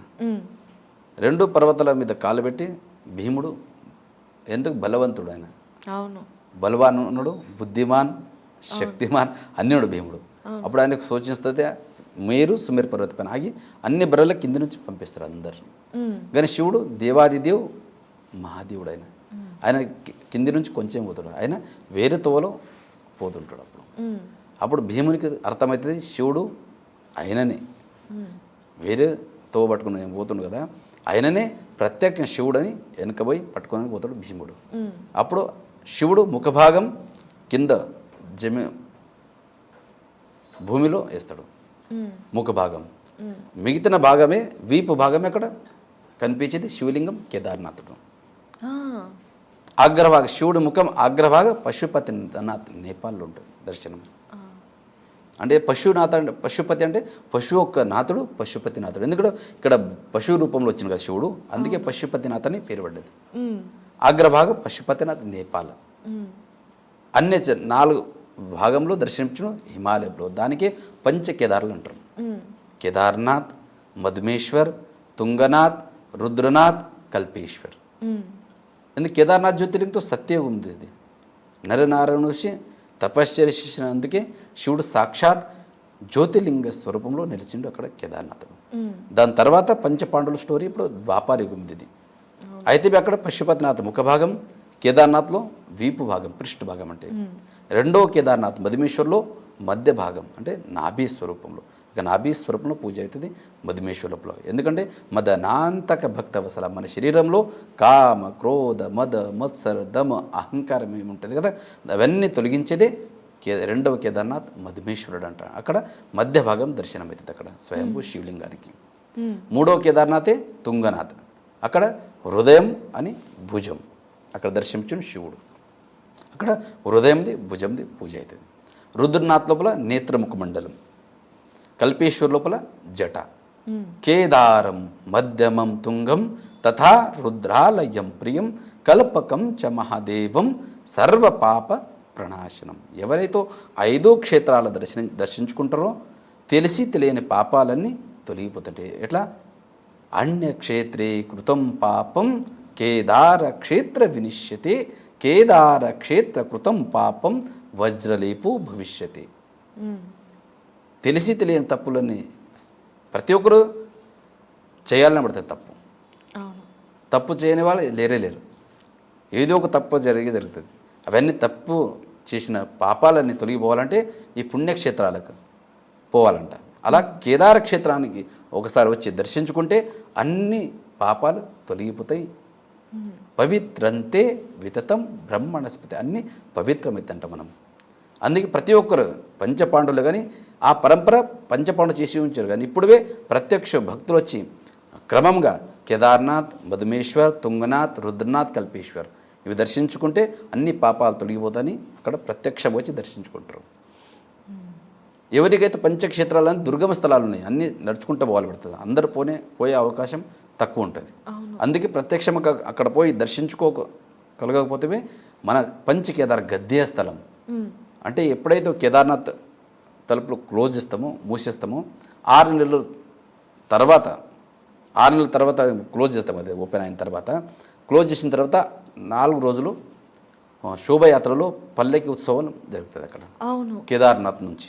అప్పుడు వచ్చి కేదార్నాథ్ నుంచి ప్రత్యక్షం మూర్తులు పంచముఖ విగ్రహం ఉంటుంది, శక్తి మూర్తి అంటారు, భోగమూర్తి అంటారు. అవన్నీ తీసుకొచ్చి మన పంచకేదార్ గద్య స్థలం ఓంకారేశ్వర మందిర్, రాజా మహందాతుడు ఉజ్జయిని రాజా మహందాతుడు అక్కడ మన వైరాగ్య పీఠం అంటారు. ఇప్పుడు 5 పీఠం అని చెప్పాను కదా శైవ పరంపరలో 5 పీఠంలో ఇది 3వ పీఠం వైరాగ్య పీఠం. దానికి ఊషామఠం అంటారు. ఇప్పుడు వర్తమానంలో ఊఖీమఠం అంటారు. ఊఖీమఠం అక్కడ ఓంకారేశ్వరి దేవస్థానం ఉంది. పంచకేదార్ గద్య స్థలం అంటారు. అక్కడ 5 కేదార్ గద్య స్థలం అంటే 6 నెలలు క్లోజ్ అవుతాయి కదా దేవస్థానాలు. 6 నెలల పూజలు నెరవేర్చేదే ఇక్కడ మన ఊఖీమఠం లోపల ఓంకారేశ్వర టెంపుల్ లోపల. ఎందుకంటే షడ్మాసే దేవతు పూజ షడ్మాసే మానవ స్థిత. 6 నెలలు ప్రత్యక్షంగా మానవులే పూజిస్తారు. అక్కడ ప్రధాన అర్చకులే కానీ భక్తులే కానీ వేద పండితులే కానీ ప్రత్యక్షంగా 6 నెలలు నెరవేరుస్తారు అక్కడ పూజలు. అక్కడ 6 నెలల తర్వాత క్లోజ్ అవుతుంది కదా యోగ సమాధి అంటారు, భస్మ సమాధి అంటారు, భస్మ పూజన అంటారు. ప్రత్యక్షంగా శివునికి యోగ సమాధిలో కూర్చోబెట్టి భస్మ పూజన చేసి విశేష ఆరతులు చేసి అఖండ జ్యోతి వెలిగించి తలుపులు మూసేస్తారు కేదార్నాథ్ ఆలయం. 6 నెలల తర్వాత తెరిచిన తర్వాత అది అఖండ జ్యోతి అలాగే వెలుస్తుంటుంది. అసలు అంత చలిలో అలాంటి మనుషులు కూడా గడ్డలు కట్టుకుపోయేంత చలిలో ఆ అఖండ జ్యోతి అలాగే వెలిగి ఉండడానికి గల కారణాలు ఏంటి? కారణాలంటే 6 నెలల్లో దేవతలే పూజ చేస్తారు ప్రత్యక్షంగా అక్కడ. అదే కారణం. ఒకటి శివుడు ఎట్లా దేవాదిదేవ్ మహాదేవుడు ఆయన. ఆయన కన్నా సృష్టికర్తనే ఆయన. ఎందుకు పృథ్వీ, ఆప్, తేజ్, వాయు, ఆకాశ్ 5 తత్వాల అధినాయకుడే ఆయన. బ్రహ్మాండ నాయకుడే ఆయననే. అందుకే ఆయనకు ప్రత్యక్ష సేవలు దేవి దేవతలకు యక్ష గంధర్వ కిన్నర్వ ఎన్ని మంది ఉన్నారో మొత్తం అక్కడ పూజింపబడుతారు అక్కడ శివునికి. అందుకే అది అఖండ జ్యోతి ఎలా పూజ చేసి ఉంటుందో అఖండ తాజాగా పువ్వులు పండ్లు అన్నీ 6 నెలల తర్వాత తెరిచి చూస్తే అలాగే వెలుస్తుంటుంది అఖండ జ్యోతి. అది పూజ చేసిన స్వయంభూ శివలింగం. అదే కారణం. అంటే ఇది కొంతమంది అంటూ ఉంటారు, ఎవరైతే దేవుణ్ణి నమ్మరో వాళ్ళు వీళ్ళే పూజారులే అక్కడ 6 నెలలకి సరిపడేట్టుగా ఉంచి వస్తారు, అందుకే ఆ జ్యోతి అలా వెలుగుతూ ఉంటుంది అని అంటూ ఉంటారు. దానికి మీ సమాధానమే? నాస్తికులు అంటుంటారు, వాళ్ళకి శ్రద్ధ ఉండదు కదా. అవును, మనము భావతితే దేవుడు అంటాము. మన భావన ఎక్కడ వస్తుందో అక్కడ దేవుడు ఉంటాడు. మన భావన లేదు అక్కడ వాళ్ళకన్నా ఎట్లా అనిపిస్తుంది? ఎవరు శ్రద్ధాభక్తిని పూజిస్తారో వాళ్ళకి సాక్షాత్ శివుడు ఉన్నది ఒక భావిస్తాం మనం. వాళ్ళకి భావననే ఉండదు. అది నిజమే. అయితే ఇక్కడ ఉత్సవ విగ్రహాలు మీరు తీసుకొస్తారు అని అన్నారు కదండి, 4 రోజుల పాటు అంటే పైన పంచాంగం గురించి ఓపెన్ అయ్యే తలుపులు తెరిచేది మహాశివరాత్రి రోజున మన గద్య స్థలం ఊఖీమఠంలో పంచాంగణన జరుగుతుంది. అక్కడ పంచాంగణన అయిన తర్వాత 3 రోజులు 4 రోజులు ఆ తిథి ప్రకారం నిశ్చయిస్తారు. అక్కడ ఒక్కొక్కసారి 4 రోజులు పడుతుంది కేదార్నాథ్ పోనికి ఒక్కొక్కసారి 3 రోజులనే పోతాం. అంటే తిథులను బట్టి తిథులను బట్టి ముహూర్తం బట్టి ఆ రోజు బయలుదేరేది ముహూర్తం, అక్కడ తెరిచే ముహూర్తం బట్టి మనం ఇక్కడ బయలుదేరుతాం ఊఖీమఠం నుంచి. ఎప్పుడైతే క్లోజ్ అవుతుందో అప్పుడు కేదార్నాథ్ నుంచి పల్లెకి తీసుకొచ్చి ఊఖీమఠంలోనే 6 నెలలు పూజిస్తారు ఇక్కడ. ఒకరోజు కింద రాంపూర్, 2వ రోజు గుప్తకాశి, 3వ రోజు కేదార్నాథ్. ఇట్లా వచ్చే టైంలో మళ్ళీ ఇక్కడ నుంచి ఊఖీమఠం నుంచి బయలుదేరే సమయంలో 4 రోజులు పడుతుంది, ఎప్పుడెప్పుడు 3 రోజులు పడుతుంది. ఒకరోజు ఊఖీమఠం నుంచి బయలుదేరుతుంది గుప్తకాశి, గుప్తకాశి నుంచి ఫాటా నుంచి గౌరీకుండ్, గౌరీకుండ్ నుంచి కేదార్నాథ్ ఒకరోజు, 4వ రోజు. 5వ రోజు ప్రొద్దున బ్రాహ్మీ ముహూర్తంన ద్వారం తెలిసి ఉంటుంది. అయితే ఆ దారి అంతా కూడా చాలా కష్టంగా ఉంటుంది కదా. ఎంతో పవిత్రంగా ఉన్న ఆ విగ్రహాలను తీసుకెళ్లే సమయాలలో మీరు అక్కడే ఎన్నో సంవత్సరాల నుండి ఉన్నారు కాబట్టి మీరు చూసిన ఏదైనా దేవలీలలు, ఎందుకంటే ఎన్నోసార్లు ఎన్నో ఆపదలు కలుగుతూ ఉండొచ్చు కానీ దేవుడే కాపాడతాడు అని అందరూ అంటారు. అలా మీకు విచిత్రంగా దేవుడు ప్రకటితమైన విశేషం ఏదన్నా మాతో చెప్తారు? విశేషమైన శివుని దగ్గర అంత శక్తి ఉంది. 2013 లోపల ప్రళయం అయింది. అవును. కానీ ఎన్నో మంది ఇదే అయిపోయారు, నీలపాలైపోయారు. కానీ ఎన్నో బిల్డింగ్స్ కూలిపోయినాయి. కానీ ప్రత్యక్షంగా ఆ దేవస్థానంలో చేసే పూజారి, మళ్ళా అక్కడ ఉన్న సిబ్బంది మొత్తం అందరికీ శివుడు రక్షించుకున్నాడు. వాళ్ళ ఆస్థ ఏముంది, పూజ విధి విధానం ఎప్పుడూ ఆగలేవు. అవును. ఎంత మంచు పడినా ఏది ఏమైనా తెరిచి ఉన్న 6 నెలలు అసలు పూజ ఆగకూడదు అంటారు. ఆగదు మరి, 6 నెలలు అఖండ పూజ నెరవేరుతుంటుంది. ఎందుకంటే ఊఖీమఠం నుంచి బయలుదేరే ముందే ఇక్కడ సంకల్పం చేసే బయలుదేరుతాం. మన గురువుగారు గద్దికి ఉంది, ఇక్కడ గద్ది పైన మన గురువుగారు కూర్చొని మన ఆశీర్వాదంతోనే అక్కడ సంకల్పం చెప్పిస్తారు మనకు. సంకల్పం చేసిన తర్వాతనే అక్కడ నుంచి పల్లెకి బయలుదేరుతుంది. ఈ సంవత్సరం 20వ తారీఖు క్షేత్రపాల్ భైరవనాథ్ పూజ అవుతుంది, విశేష మహాపూజ అవుతుంది, విశేష హారతులు అవుతుంది క్షేత్రపాలు. ఎందుకంటే కాలభైరవుడు అంటాం కదా మనం, అక్కడ క్షేత్రపాలు అందరికీ రక్షించేదే క్షేత్రపాలుడు భైరవనాథుడు. ఆయన విశేష పూజలు జరుగుతాయి ఊఖీమఠం లోపల, పంచకేదార్ గద్య స్థలం ఓంకారేశ్వర లోపల. ఆ విశేష పూజలు అయిన తర్వాతనే అక్కడ 20వ తారీఖు విశేష పూజలు అయితే సాయంత్రం. 21వ తారీఖు ఈ సంవత్సరం ఏప్రిల్ 21వ తారీఖు అక్కడ నుంచి పల్లెకి శోభయాత్ర ప్రారంభమవుతుంది. పంచముఖి విగ్రహం అంటారు, భోగమూర్తులు, శక్తిమూర్తులు. అంటే 6 నెలల పాటు అక్కడ పూజలు చేసి నెరవేర్చి వాళ్ళ శక్తిమూర్తి భోగమూర్తులు ఉంటాయి కదా, అవి తీసుకొచ్చి ఊఖీమఠంలోనే 6 నెలల పూజలు అవుతాయి. ఇక్కడ నుంచి బయలుదేరే ముందే ఆ మూర్తులు పంచముఖ విగ్రహం తీసుకొని బయలుదేరుతారు ఇక్కడ ఊఖీమఠం నుంచి శోభయాత్రలు. సో అక్కడ నుంచి 21వ తారీఖు గుప్తకాశి బయలుదేరుతాము, గుప్తకాశిలో ఉంటుంది ఆ రోజు. 22వ తారీఖు ఫాటా, 23వ తారీఖు గౌరీకుండ్, 24వ తారీఖు కేదార్నాథ్, 25వ తారీఖు పొద్దున 6:20 మనం కేదార్నాథ్ ద్వారం ఓపెన్ అవుతుంది ఈ సంవత్సరం. ముహూర్తం చూస్తారు అన్నారు కదా, శుభముహూర్తం. మామూలుగా అంటే ఏదైనా ప్రత్యేక ముహూర్తం కానీ అలా ఏమన్నా ఉంటుందా దానికి? ప్రత్యక్ష ముహూర్తం ఏం లేదు, అది సమయం మంచి సమయం శుభముహూర్తం చూసి ఓపెన్ చేస్తాం. అంటే ప్రతి సంవత్సరం మహాశివరాత్రి రోజునే నిశ్చయిస్తారు అక్కడ ఊఖీమఠం లోపల తెరిచేది. మూసేదేమో ఫిక్స్ ఉంది. దీపావళి పాడ్యమి రోజు అంటారు కదా, దీపావళి పాడ్యమి రోజే తలుపులు మూసేస్తాం అక్కడ కేదార్నాథ్ టెంపుల్ది. ప్రతి సంవత్సరం అది ఫిక్స్ ఉంది. మూసిన తర్వాత మళ్ళీ 3 రోజుల పాటు ఊఖీమఠం వస్తుంది శోభయాత్రలో పల్లెకి. గురుగారు 6 నెలల సమయం గుడి మూసేసిన తర్వాత మళ్ళీ వెళ్ళి తలుపు తెరిచేటప్పుడు ఎవరు వెళ్ళి తలుపు తెరుస్తారు అండ్ వాళ్ళతో పాటు ఎవరెవరు ఉంటారు? లోపల స్వామివారి దర్శనం ఎలా ఉంటుంది? 6 నెలల దాకా ద్వారం మూసి ఉంటుంది కేదార్నాథ్. అవును. కానీ ఎట్లుంటుందంటే ఒకసారి 6 నెలల పూజ చేసి వచ్చే సమయంలో చాలా దుఃఖం అనిపిస్తుంది, ఏదో విడిచిపడేది. ఎందుకంటే సృష్టికర్తుడే ఆయన, ఆయననే మాకు అన్ని ఇచ్చే వరాలు ఇచ్చేది, మనకు సృష్టించేది, మనం చూసుకునేది ఎవరు? శివుడే. కానీ ఆయనకే స్వయం మనం భస్మ పూజన చేసి యోగ సమాధిలో ఉంచి క్లోజ్ చేసుకొని వచ్చేస్తాం కదా, అది వచ్చేటప్పుడు ఎంతో దుఃఖం అనిపిస్తుంది. అదే మళ్ళీ క్లోజ్ ఓపెన్ అయ్యే సమయంలో ఎప్పుడెప్పుడు చూడాలి శివునికి. ఎందుకంటే మనం ఒక సాదా ఒక మనిషికి ఒక 5 నిమిషాలు రూమ్లో పెట్టేసి పెట్టేసి తలపెలంటే వస్తే మనకి ఎంత బాధ అనిపిస్తుంది. అయ్యయ్యో పెట్టి వచ్చేటప్పుడు ఏదో దాంట్లో పెట్టి వస్తాం, పెట్టి వచ్చిన తర్వాత ఎంత బాధ అయిపోతుంది. ఇక మనం ప్రత్యేక శివునికే 6 నెలలు విడిచిపెట్టి మనం వస్తాం కదా, ఎంతో ఇది అనిపిస్తుంది. ఆ తెరిచేటప్పుడు అది ఆనందం అంటే అది చెప్పేదంత ఇది ఉంటుంది, అంత ఆనందం ఉంటుంది. ఆ సమయంలో మన గురువుగారు ఉంటారు అక్కడ సాన్నిధ్యం.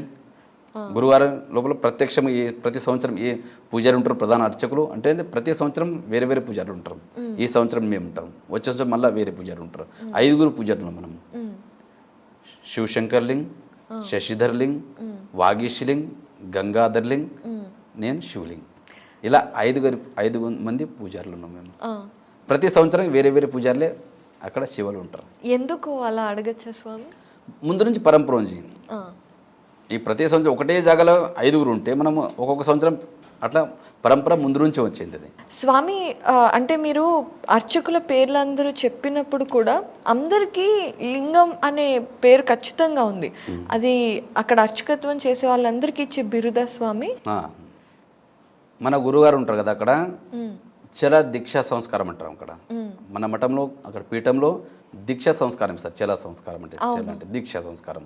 ఆ దీక్షా సంస్కారం ముందు ఏ పేరైనా పర్వాలేదు, లింగ ఉపాధి ఉంది. ఇప్పుడు నా పేరు శివలింగ, మీది ముందు నుంచి శివలింగం ఉంది మాది. ఇక ముందు లేకపోతే ఆ సమయంలో దీక్షా సంస్కారం ఇచ్చేటప్పుడు మన గురుగారి చేయితో ఆ పేరును లింగ రూపంలో మార్చేస్తారు. ఒక ఉపాధి ఉంది మన జగద్గురులో కానీ, ఈ 5 పూజారుల పేర్లు కానీ, ప్రత్యక్షంగా ఏ పేరు. ఇప్పుడు మా వర్తమాన జగద్గురు పేరు భీమాశంకర్ లింగ, దానికన్నా ముందు సిద్ధేశ్వరలింగ, శాంతలింగ, ఇలా పేర్లు ఉంటాయి. అట్లతో పేర్లు రాసేటప్పుడు మన గురుగారి పేర్లు శ్రీ శ్రీ శ్రీ 1008 రావల్ పదవి భూషిత్ భీమాశంకర్ లింగ శివాచార్య మహాస్వామి ఇట్లా పేరు మొత్తం ఉంటుంది టోటల్గా. కానీ ఏ పేరైనా కానీ ఉపాధిలో భీమాశంకర్ లింగ్, శాంతలింగ్ ఇలా లింగ ఉపాధి ఉంటుంది. ఇప్పుడు వర్తమానంలో 5 పూజారులు ఉన్నాం. ఇప్పుడు ఈ 5 పూజారుల పేర్లు ఇప్పుడు శశిధర్ లింగ్, శివలింగ్, శివశంకర్ లింగ్, వాగీష్ లింగ్, గంగాధర్ లింగ్ ఇలా పేర్లు ఉన్నాయి వర్తమాన లోపల. ఈ 5 ఇప్పుడు మీరు ప్రధాన అర్చకులుగా ఇక్కడ ఉన్నారు కదా, మిగతా 4 ఎక్కడెక్కడ చేస్తున్నారు? అంటే వేరే దేవస్థానంలో ఉన్నాయి. అక్కడ కేదార్నాథ్ 1, మధుమేశ్వర్ 2, గుప్తకాశి 3, ఉఖిమఠ్ 4 స్థానాల్లో 4 పూజారులు. ఒక పూజారి ఎక్స్ట్రా అతిరిక్తిలో ఉంటారు, ఎక్స్ట్రాలో ఉంటారు ఒక పూజారి. ఎవరైతే సెలవులు ఇంటికి పోతారో ఎక్కడ బయటికి పోతారో ఆ సెలవులు అక్కడ ఆ పూజారి స్థానాల్లో మన వేరే పూజారి ఎక్స్ట్రాలో ఉన్న పూజారి తన సేవ చేస్తుంటారు శివుడు. అయితే మీరు చెప్పారు ఇప్పుడు మీరున్నారు కదా, మీరు ముందుగా కూడా గురువు గారికి సేవ చేసుకునేటప్పుడు కూడా చూసే ఉంటారు. 6 నెలల తర్వాత ఆ స్వామివారి దర్శనం అయినప్పుడు అక్కడ అఖండ జ్యోతి అలానే ఉంటుంది. అలాగే మామూలుగా ఇప్పుడు ప్రతిరోజు పూజ జరిగే గుడిలో దర్బార్ వాసన కానివ్వండి, మనం ఎన్నో చూస్తుంటాం, పూలు కానివ్వండి ఇలాంటివన్నీ. అక్కడ కేదార్నాథ్లో 6 నెలల తర్వాత వెళ్ళినప్పుడు ఎలా ఉంటుంది స్వామి ఆ స్వామివారి పరిస్థితి? 6 నెలల కింద చేసిన పూజ ఈరోజే ప్రొద్దున ఇప్పుడే చేసిన పూజ అన్నట్లు ఆ స్వరూపంలో ఉంటుంది శివలింగం. ఎందుకంటే పువ్వులు, పండ్లు, భస్మం, రుద్రాక్ష మొత్తం అప్పుడు క్లోజ్ చేసేటప్పుడు భస్మ సమాధి, యోగ సమాధి చేస్తాం కదా, అప్పుడు మంత్రోచ్చారణ, రుద్రాభిషేకం, మహాభిషేకం అయిన తర్వాత శివునికి అలంకారం చేస్తాం. రుద్రాక్షతోని పండ్లు, డ్రై ఫ్రూట్స్ మొత్తం అలంకారం చేసి క్లోజ్ చేస్తారు. తెరిచిన తర్వాత చూస్తే అఖండ జ్యోతి అట్లనే ఉంటుంది. మళ్ళీ పూజ చేసి ఇప్పుడే పూజ చేసిన 5 నిమిషాల కింద అన్నట్లు ఉంటుంది అక్కడ శివుడు. అంత పూజ అక్కడ ఎలా అయితే మీరు వదిలిపెట్టి వచ్చారో శివుని అలాగే ఉంటాడు, అలాగే ఉంటుంది. ఎందుకంటే ఒకసారి క్లోజ్ చేసిన తర్వాత తెరిచే అధికారం ఎవరికి లేదు. మళ్ళీ మన గురుగారు పోయి అక్కడ తెరిచేది. అయితే ఈ అంటే ఈ 6 నెలల కాలం ఏదైతే ఉందో నిత్య పూజలు ఖచ్చితంగా జరగాలి. ఒక్కరోజు కూడా అసలు ఏమైనా భూకంపం వచ్చినా, ప్రళయం వచ్చినా ఆ స్వామికి నిత్య పూజలు జరగాలి. కాకపోతే నేను విన్నాను కేదార్నాథ్లో మామూలుగా బ్రహ్మీ ముహూర్తంలో చేసే పూజలతో పాటుగా వివిధ సమయాలలో వివిధ రకాల పూజలు చేస్తారు. స్వామి ఒకసారి వాటి గురించి చెప్తారా? ఇప్పుడు సాయంత్రం మహాప్రసాదం, మహాభోగం అంటారు. శివునికి అభిషేకం చేసి మహా నైవేద్యం అర్పణ చేస్తాం. దాని తర్వాత విశేష ఆరతి ఉంటుంది, గంటన్నర 2 గంటల విశేష ఆరతిలు ఉంటాయి. నంది ఆరతి, ఏకార్తి, పంచార్తి, నంది ఆరతి, వీరభద్ర ఆరతి, అనేక రకముల ఆరతితో మంగళారతి ప్రతినిత్యం జరుగుతుంది అక్కడ కేదార్నాథ్లో. దాని తర్వాత మళ్ళీ బాల్భోగ్ అని ఉంటుంది. ఏ సమయంలో ఉంటుంది? సమయం అంటే టైమింగ్ కొంచెం ఎక్కువ తక్కువ ఉంటుంది. అంటే రాత్రి అంటే సూర్యుడు అస్తం అయ్యే సమయంలో ఆరతి ప్రారంభమవుతుంది. అంటే కొంచెం సూర్యాస్తుడు అంటే కొన్ని సమయంలో ఎక్కువ తక్కువ సమయం తక్కువ అవుతుంది. అయితే సూర్య అస్తమయం అయిన తర్వాత పూజ ఆరతి ప్రారంభం సాయంత్రం. దాని తర్వాత విశేష అంటే శృంగారం చేస్తాం. అప్పుడు బంగారం కిరీటం ఉంటుంది స్వామికి.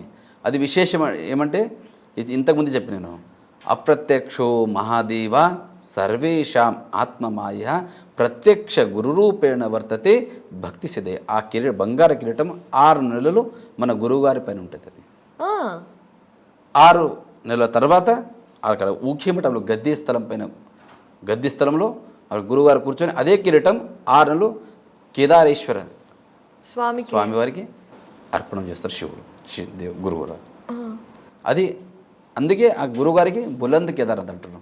ఆ కేదార్నాథ్ ఎవరితో మాట్లాడరు, కేదార్నాథుడు స్వయం శివలింగం ఎవరితో మాట్లాడరు. కానీ మాట్లాడే ప్రత్యక్షంగా శివుడు అంటే మన గురువు గారు. అందుకే అక్కడ గురువు గారికి బులంద్ కేదార్నాథ్ అంటున్నాం. మాట్లాడే శివుడు అనే ప్రత్యేకం ఉంది అక్కడ. అందుకే ఆ కిరీటం సాయంత్రం ఆరతి అవుతుంది కదా, ఆ సమయంలో విశేష అలంకారం చేసి శివలింగానికి ఆ కిరీటం శివలింగాన్ని పైన ధారణం చేస్తారు. ప్రతిరోజు అక్కడ శివలింగం పైన 2-3 గంటలు శివలింగం మీదనే ధారణం చేస్తారు ప్రతిరోజు 6 నెలల పాటు. 6 నెలల తర్వాత ఎప్పుడైతే దేవస్థానం క్లోజ్ చేస్తామో అదే కిరీటం పంచముఖ విగ్రహం అది ఉంటే పల్లెకి ఉంటుంది కదా, పంచముఖ విగ్రహం పైన ధారణం చేసి కింద ఉఖిమఠం వచ్చిన తర్వాత ఆ గద్దె పైన కూర్చొని అదే కిరీటం మన గురువుగారి పైన 6 నెలలు ధర్మ ప్రచారంలో గురువుగారు పెట్టుకొని వాళ్ళు తిరుగుతుంటారు ధర్మ ప్రచారంలో. ఇది విశిష్టం అంటే కేదార్నాథ్లో. అంటే రాత్రిపూట కూడా పూజలు చేస్తారు, అర్ధరాత్రుల వేళ, అమావాస్య వేళ అని విన్నాం. విశేష ఉంటుంది కదా అక్కడ, విశేష పూజ ఉంటారు ప్రతిరోజు. విశేష పూజలు అంటే మనం ఆరతి అయిన తర్వాత బాల్భోగం పెడతాం. బాల్భోగం అయిన తర్వాత విశేష పూజలు నెరవేరుతాయి.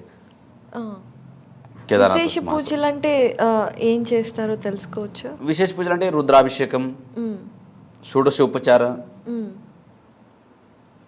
మహాభిషేకం, ఇట్లా వేరే వేరే ఉంటాయి. ఇవన్నీ అంటే 11 సమయంలో, అర్ధరాత్రి సమయంలో అంటే టైమింగ్ కొంచెం ఎక్కువ తక్కువ ఉంటుంది. ఒక్కొక్కసారి 10 గంటల తర్వాత స్టార్ట్ అవుతాయి విశేష పూజలు, ఒక్కొక్కసారి 2 గంటల తర్వాత స్టార్ట్ అవుతాయి. అర్ధరాత్రి టికెట్లు బుక్ చేస్తారు ఆన్లైన్ లోపల. కొన్ని మంది విశేష పూజలు, కొన్ని మంది అక్కడ బుక్లో చేస్తారు ఆఫీస్లో. అది విశేష పూజలు తర్వాత జరుగుతుంటాయి రాత్రి అంతా. మొత్తంగా పూజలు 24 గంటలు తెరిచి ఉంటుంది కేదార్నాథ్. ఎక్కువ తక్కువ ఉంటాయి అన్ని. ఎంత పబ్లిక్ ఎక్కువ వస్తారో అంత స్టార్ట్ ఉంటుంది. మరి స్వామికి కాస్త అంటే మామూలుగా మనకి ఏ దేవుడికైనా కూడా కాస్త రెస్ట్ ఇవ్వాలి అని అనుకుంటాం కదా, అలా మనం అనుకుంటాం కానీ శివునికి అవసరం లేదు కదా రెస్ట్. శివుడు ఎప్పుడూ రెస్ట్ చేయడు, విశ్రాంతిలో ఉంటాడు. విశ్రాంతిలో ఉంటే ఈ సృష్టి ఏమవుతుందో తెలియదు. శివునికి మనం అనుకుంటాం కానీ ఆయన సృష్టికర్త. ఆయన ఒక్క నిమిషం కళ్ళు మూస్తే మనకి ఇది మొత్తం సృష్టి ఏమవుతుందో ఎవరికి తెలియదు. అందుకే మనం అనుకుంటాం, మనం ఒక భావన మనం. కానీ శివుడు ఎప్పుడూ సుఖంగా ఉండలేడు. అన్ని సర్వే జన సుఖినో భవంతు, అందరి సుఖం కోరేదే శివుడు. అయితే స్వామి, మీకు కేదార్నాథ్లో ఇలా 24 గంటల పూజలు ఇవన్నీ ఉంటూ ఉంటాయి కదా, అక్కడ ఉండే అర్చకుల విధి విధానాలు ఎలా ఉంటాయి? మీకుండే నియమాలు, నిబద్ధతలు ఏంటి? నిబంధనలు అంటే అక్కడ ప్రతిరోజు సమయం ఉంటుంది. రుద్రాభిషేకం, మహాభిషేకం అంటే నమక్ అని చమక్, పురుషోక్త, శ్రీ సూక్త, శివాష్టోత్తర శతనామావళి, ఇట్లా వేద లోపల రుద్రాభిషేకం ఉంటుంది.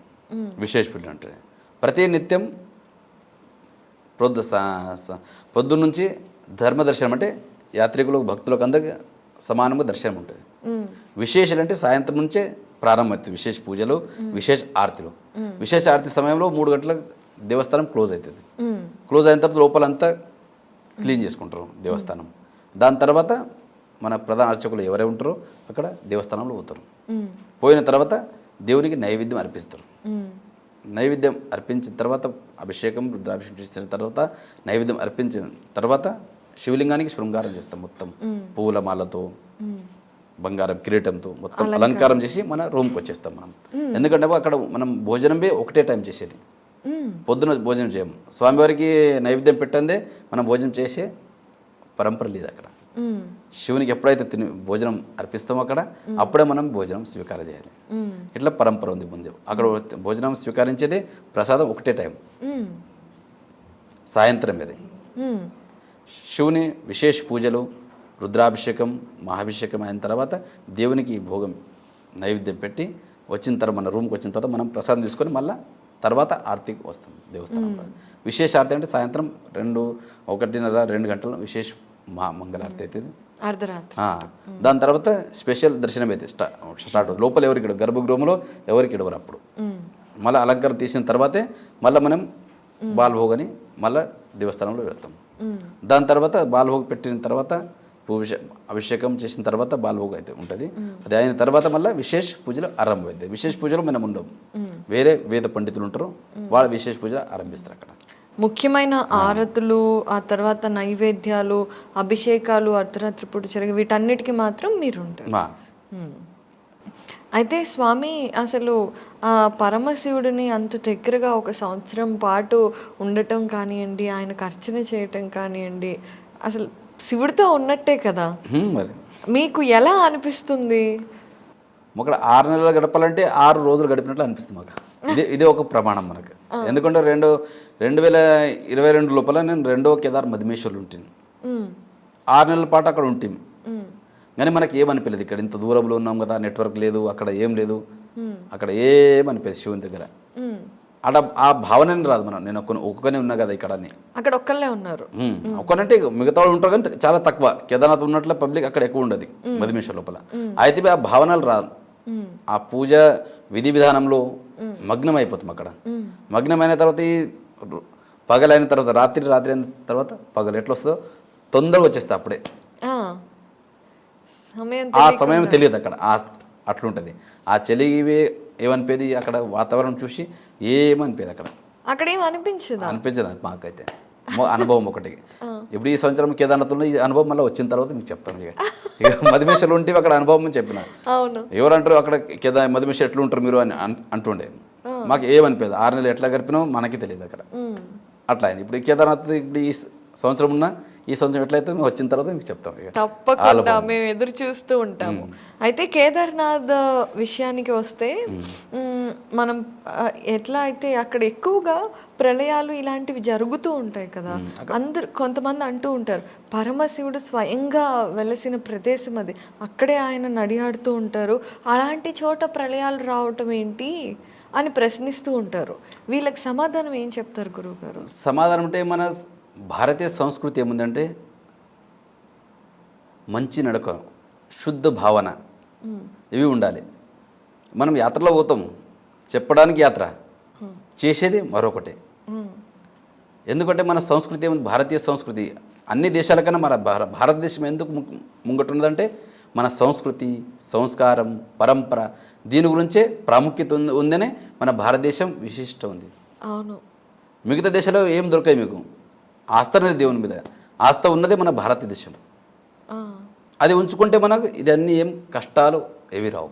మనకి ఆరాం మంచిగా కష్టాలు వద్దు, సుఖంగా ఉంచాలంటే మీకు దేవునికి ఎవరు జ్ఞాపకం చేయరు.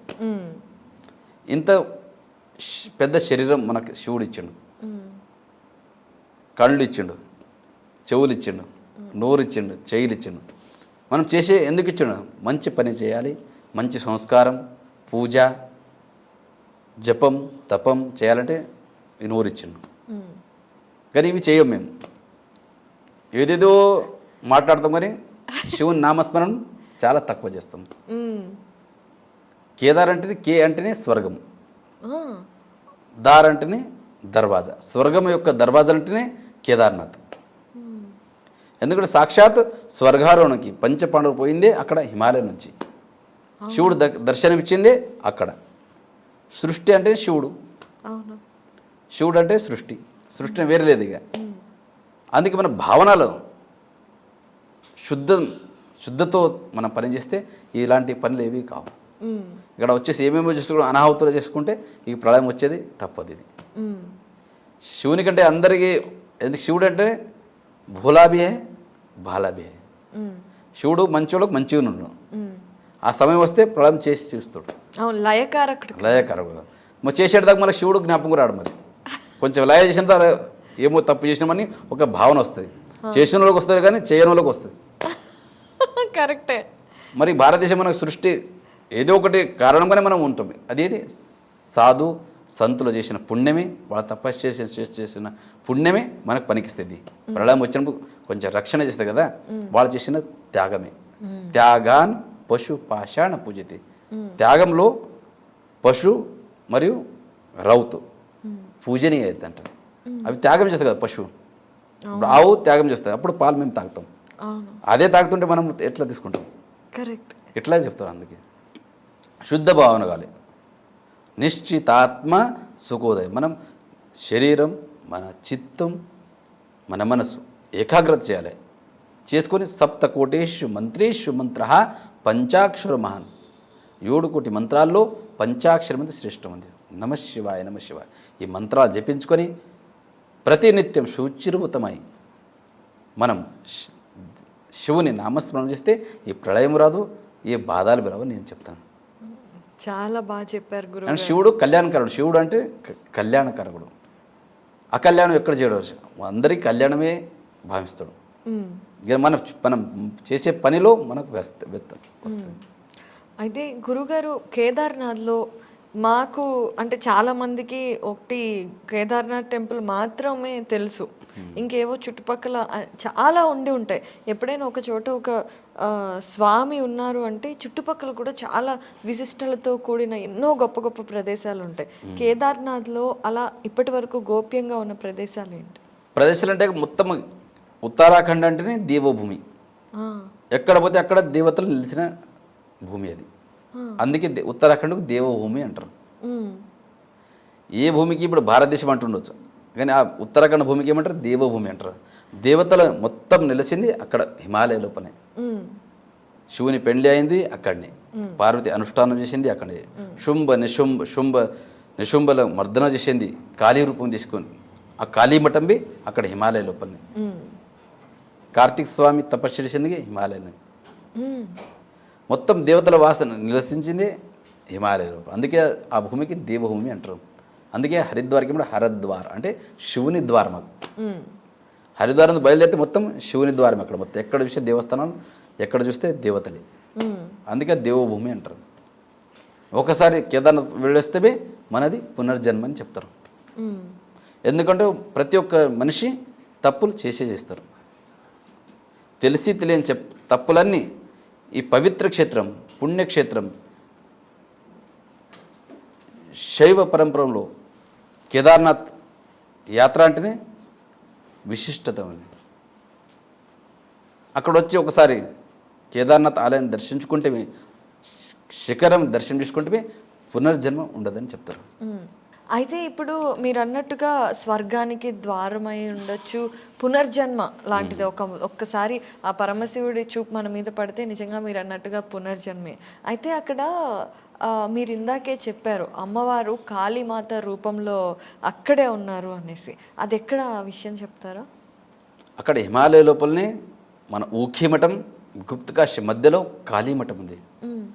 సాక్షాత్ కాళీ అంటే మహాపార్వతిని, లక్ష్మి అంటే పార్వతిని, సరస్వతి అంటే పార్వతిని. ఎందుకంటే రూపాలు అనేకులు ఉన్నాయి. వేరే వేరే రూపంలో నిశుంభ మర్దన అంటే సంహారం చేసింది అక్కడనే కాళీమఠం లోపల. నాలుక పెద్ద చేసి ప్రతి ఒక్క రక్తంది ఊరం నాలుకతో సాఫ్ చేసుకుంటా ఆ నిశుంభ మర్దనం చేసింది అక్కడ కాళీమఠంలో ఉంది. అక్కడ ప్రతి సంవత్సరం ప్రతిరోజు అక్కడ పూజ జరగదు. శ్రీయంత్రం ఉంటుంది అక్కడ పైన. ప్రతిరోజు శ్రీయంత్రాన్ని పూజ అవుతుంది. కానీ మూర్తి పూజ నవరాత్రి లోపలనే కాలరాత్రి రోజే విశేష పూజలు నెరవేరుతాయి అక్కడ. ఇంకా మిగతా రోజు యంత్రం ఉంది పైన, యంత్రానికి పూజ చేస్తారు. అది కాలరాత్రి రోజే, ఆ రోజు రాత్రినే విశేష మూర్తి పూజ అవుతుంది అక్కడ దేవిది. అది విశిష్టం అక్కడ. ఓకే. ఏ బాధలు ఏ సంకటాలు వస్తేవి అక్కడ వచ్చి ఒక్కొక్కసారి దర్శించుకుంటేవి అన్ని విఘ్నం దూరం అవుతాయి అని చెప్తారు అక్కడ కాళీమఠాలు కూడా.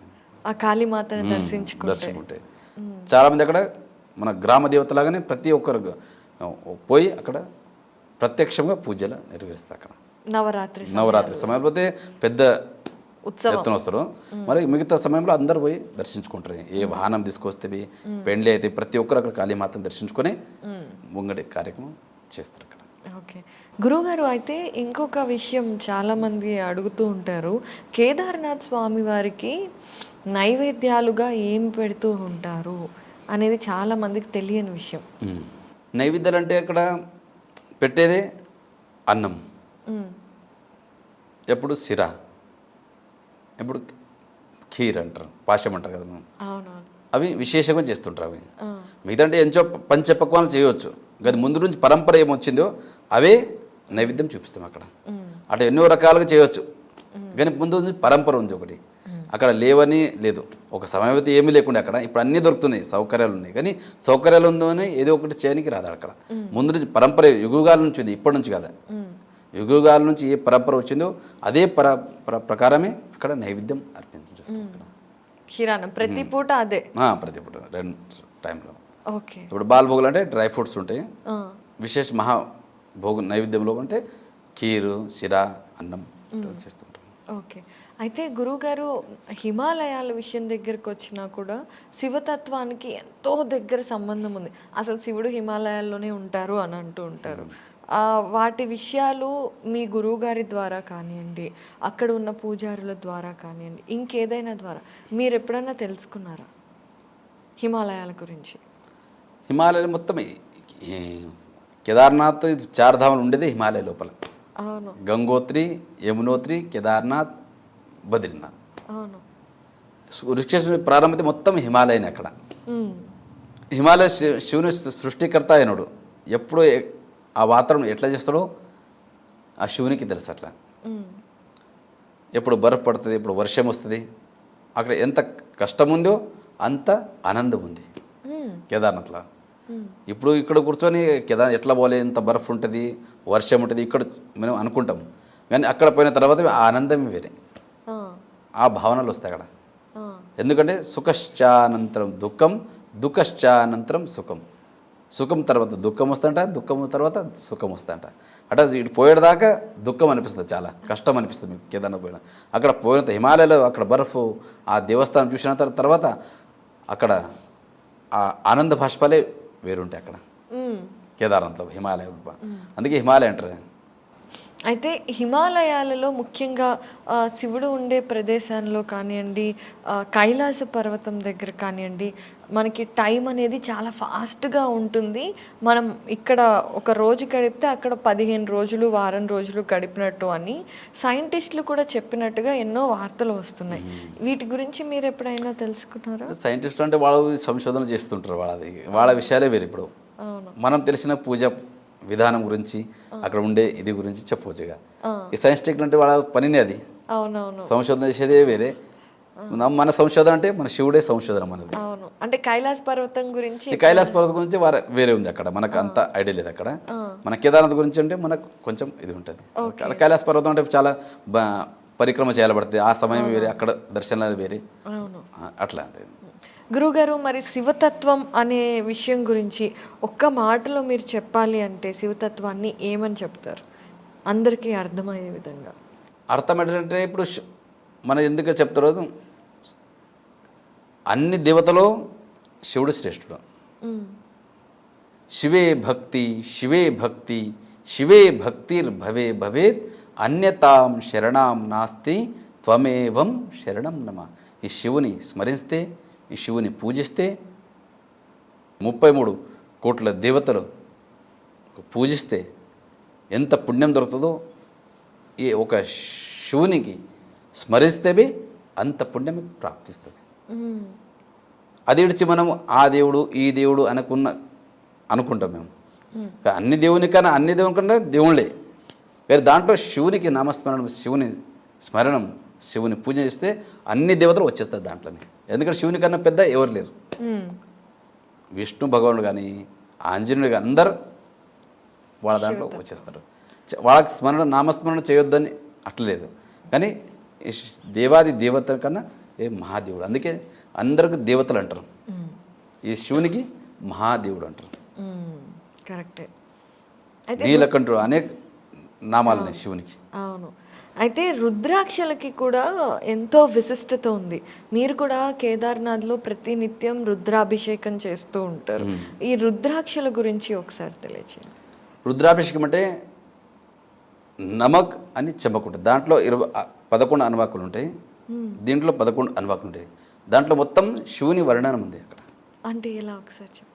నమస్తే రుద్రమన్యవ ఉతోత ఇషవే నమః, నమస్తే అస్తు ధన్వనే భావుభ్యాముతతే నమః, యాత ఇషు శివతమ శివం బభూవతే ధను శివా శరవ్యాయ తవ తయానో రుద్రముడయ, యాతే రుద్ర శివా తనూరఘోర పాపకాశిని తయా నస్తున్వా శంతమయా గిరిశంతా బిచాకషి, యామీశం గిరిశంత హస్తే బిభర్షస్తవే శివాంగిరి త్రతాంకురు మాయి గుంసి పురుషం జగత్, శివేన వచసాత్వా గిరిశాచ వదామసి యథా నస్సర్వమిజ్జగద యక్ష్మాగ్ం సుమనా అసత అద్య వోచద దివక్త ప్రథమో దైవ్యోభిషక అహి గుంచ సర్వాన్ జంబయంత సర్వాశ్చ యాత్తు ధాన్య అసోయస్తామ్రో అరుణ ఉత బభ్రు సుమంగళ ఏచే మాగ్ం రుద్ర అభితో దిక్షో శ్రితాసహస్రశో వైశాగ్ం హేడ ఈమహి అసోయో వసర్పతి నీలగ్రీవో విలోహిత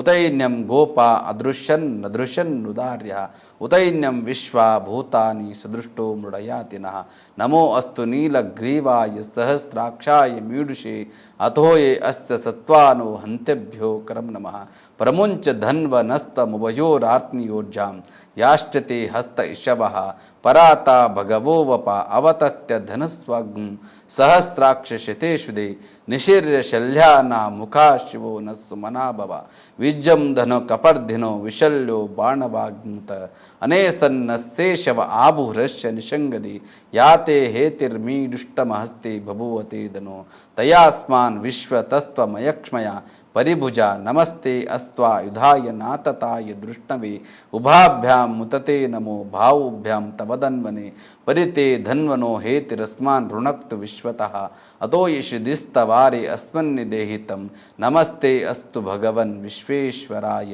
మహాదేవాయ త్రయంబకాయ త్రిపురాంతకాయ త్రికాగ్నికాలాయ కాలాగ్నిరుద్రాయ నీలకంఠాయ మృత్యుంజయాయ సర్వేశ్వరాయ సదాశివాయ శ్రీమన్మహాదేవాయ నమః. త్ర్యంబకేశ్వరుడు అంటేనే ఆయననే, అవును. నీలకంఠుడు అంటడే ఆయనని. నీలకంఠ ఎందుకంటే మనం సముద్రమంతరం చేసే సమయంలో ఏదైతే మంచి చేస్తామో మనం నేను చేసిన అంటాం, అవును. ఏదైనా చెడు అయితే నువ్వు చేసా. అలాగే సముద్రమంతరం ఆ సమయంలో అమృత కడువ వస్తుంది, అందరికీ కావాలి. అందరి అమృతం అంటే అందరు కావాలి, దేవతలు అందరు వెనుకబడ్డారు. వెనుకబడ్డప్పుడే అప్పుడు నాది నీది అన్నప్పుడు ఏమవుతుంది, నీది కాదు నాది కాదు ఏమవుతుంది, వేరే వాళ్ళ పాలవుతుంది అంటారు. అట్లా 4 బిందులు భూలోకం పడ్డాయి అప్పుడు దేవతలు జగడమాడేటప్పుడు. అందుకే అప్పుడు సముద్రమంతరం ఆయా సమయంలో అమృతం వస్తే నాది నీది అన్నారు. అప్పుడు 4 బిందులు కింద పడ్డాయి భూలోకంలో. అందుకే అక్కడ 12 సంవత్సరాలకు ఒకసారి ఏమైతే కుంభమేళం అవుతుంది. అందుకని అమృత బిందులు ఆడ పడ్డాయని. అందుకే అక్కడ మన శరీరం, ఎందుకంటే మన శరీరం 3 ప్రకారాలు ఉన్నాయి: స్థూల శరీర, సూక్ష్మ శరీర, కారణ శరీర. అలాగే 3 మాహ్యముల, కార్మికముల, ఆణవముల, మాహ్యముల, కార్మికముల. మన విషయవాసన నిండి ఉంటాయి. ఆణవములు అంటే అణువును రూపంలో మన శరీరం పైన కూర్చుంటుంది. దోషం అంటే అవి మేము కడుక్కోవచ్చు రోజు స్నానం చేసి. మాహ్యమల, కార్మికమల మన శరీరంలో విషయవాసన నుంచి కామ, క్రోధ, మద, మత్సర, దమ, అహంకారంలో నిండి ఉంటాయి. అవి ఎట్లా కడుక్కుంటారు? మేము కడుక్కొని రాదు. తీర్థం అని ప్రసాదం, దాంతో కడుక్కుంటాం. మేము దర్శనం నుంచి కడుక్కుంటాం. అలాగే అమృత బిందులు అవి 4 పడ్డాయి కదా. 12 సంవత్సరాలు ఒకసారి కుంభమేళం అవుతుంది. అదే దాని తర్వాత సముద్ర మంత్రం చేసేటప్పుడు విషం వస్తుంది ఇక్కడ వల్ల. అప్పుడు దేవతలన్నీ వెనక జరుగుతుంటారు. అవును. కానీ అందరు దేవతలు మంచి పని చేయడం మాది మాది అని ముంగుడు వస్తారు. కానీ ఒకటే దేవుడు దయామయుడు పరమశివుడు, ఆయన ఆ విషయం సొంతం ఆయన తాకుతాడు. కానీ లోపల తాకితే పోయి సృష్టి ఏమవుతుందో తెలియదు, బయట పెడితే సృష్టి ఏమవుతుందో తెలియదు. అప్పుడు శివుడు ఏం చేసిండు, కంఠంలో పెట్టుకున్నాడు. అప్పుడే శివునికి నీలకంఠ అని పేరు వచ్చింది. అలాగే శివుని పని ఉంది, ఇది ఒకటే ప్రమాణం. అదే పని వేరే దేవతలు ఎవరు చేయరు. ఏ సంకటం విఘ్నం వస్తేనే దాని పరిహారం చేసేటైన శివుడే. ఆయన స్మరణం, ఆయన పూజ నచ్చితే అన్నీ మన పుట్టిన 84 జీవరాశి లోపల మన మనుష్యుడుగా పుట్టినందుకు మన జీవనం సార్థకమవుతుంది. లేకపోతే నిస్వార్థం. పేరు తర్వాత మళ్ళీ పునరపి జననం పునరపి మరణం. మళ్ళీ పుడతను ఉండాలి పడితే, మళ్ళీ చస్తను ఉండాలి పడితే, మళ్ళీ పుడతను ఉండబడుతుంది. అందుకే మరి వద్దు ఇది సంసారం. ఒకటేసారి జీవనం ముక్తి కావాలంటే బోల్నాథ్ శివుని స్మరణం చేయండి, ఆయన పుణ్యక్షేత్రాలకు పోండి. ఎందుకంటే తెలిసి తెలియని తప్పులన్నీ తొలగిపోవాలంటే ఆయన క్షేత్రాలు పోయిన తర్వాతనే. ఇక్కడ కూర్చుంటే మనకు అన్నీ తొలగిపోవు. అందుకే ఆ పుణ్యక్షేత్రాలు పోవాలి పడుతుంది. అయితే గురువుగారు కుంభమేళా గురించి చెప్పారు కదండి, 12 సంవత్సరాలకు ఒకసారి. మీరు కుంభమేళాకి వెళ్ళి ఉంటారు కదా? వెళ్ళింటారు కదా, మేము పోవము అక్కడికి.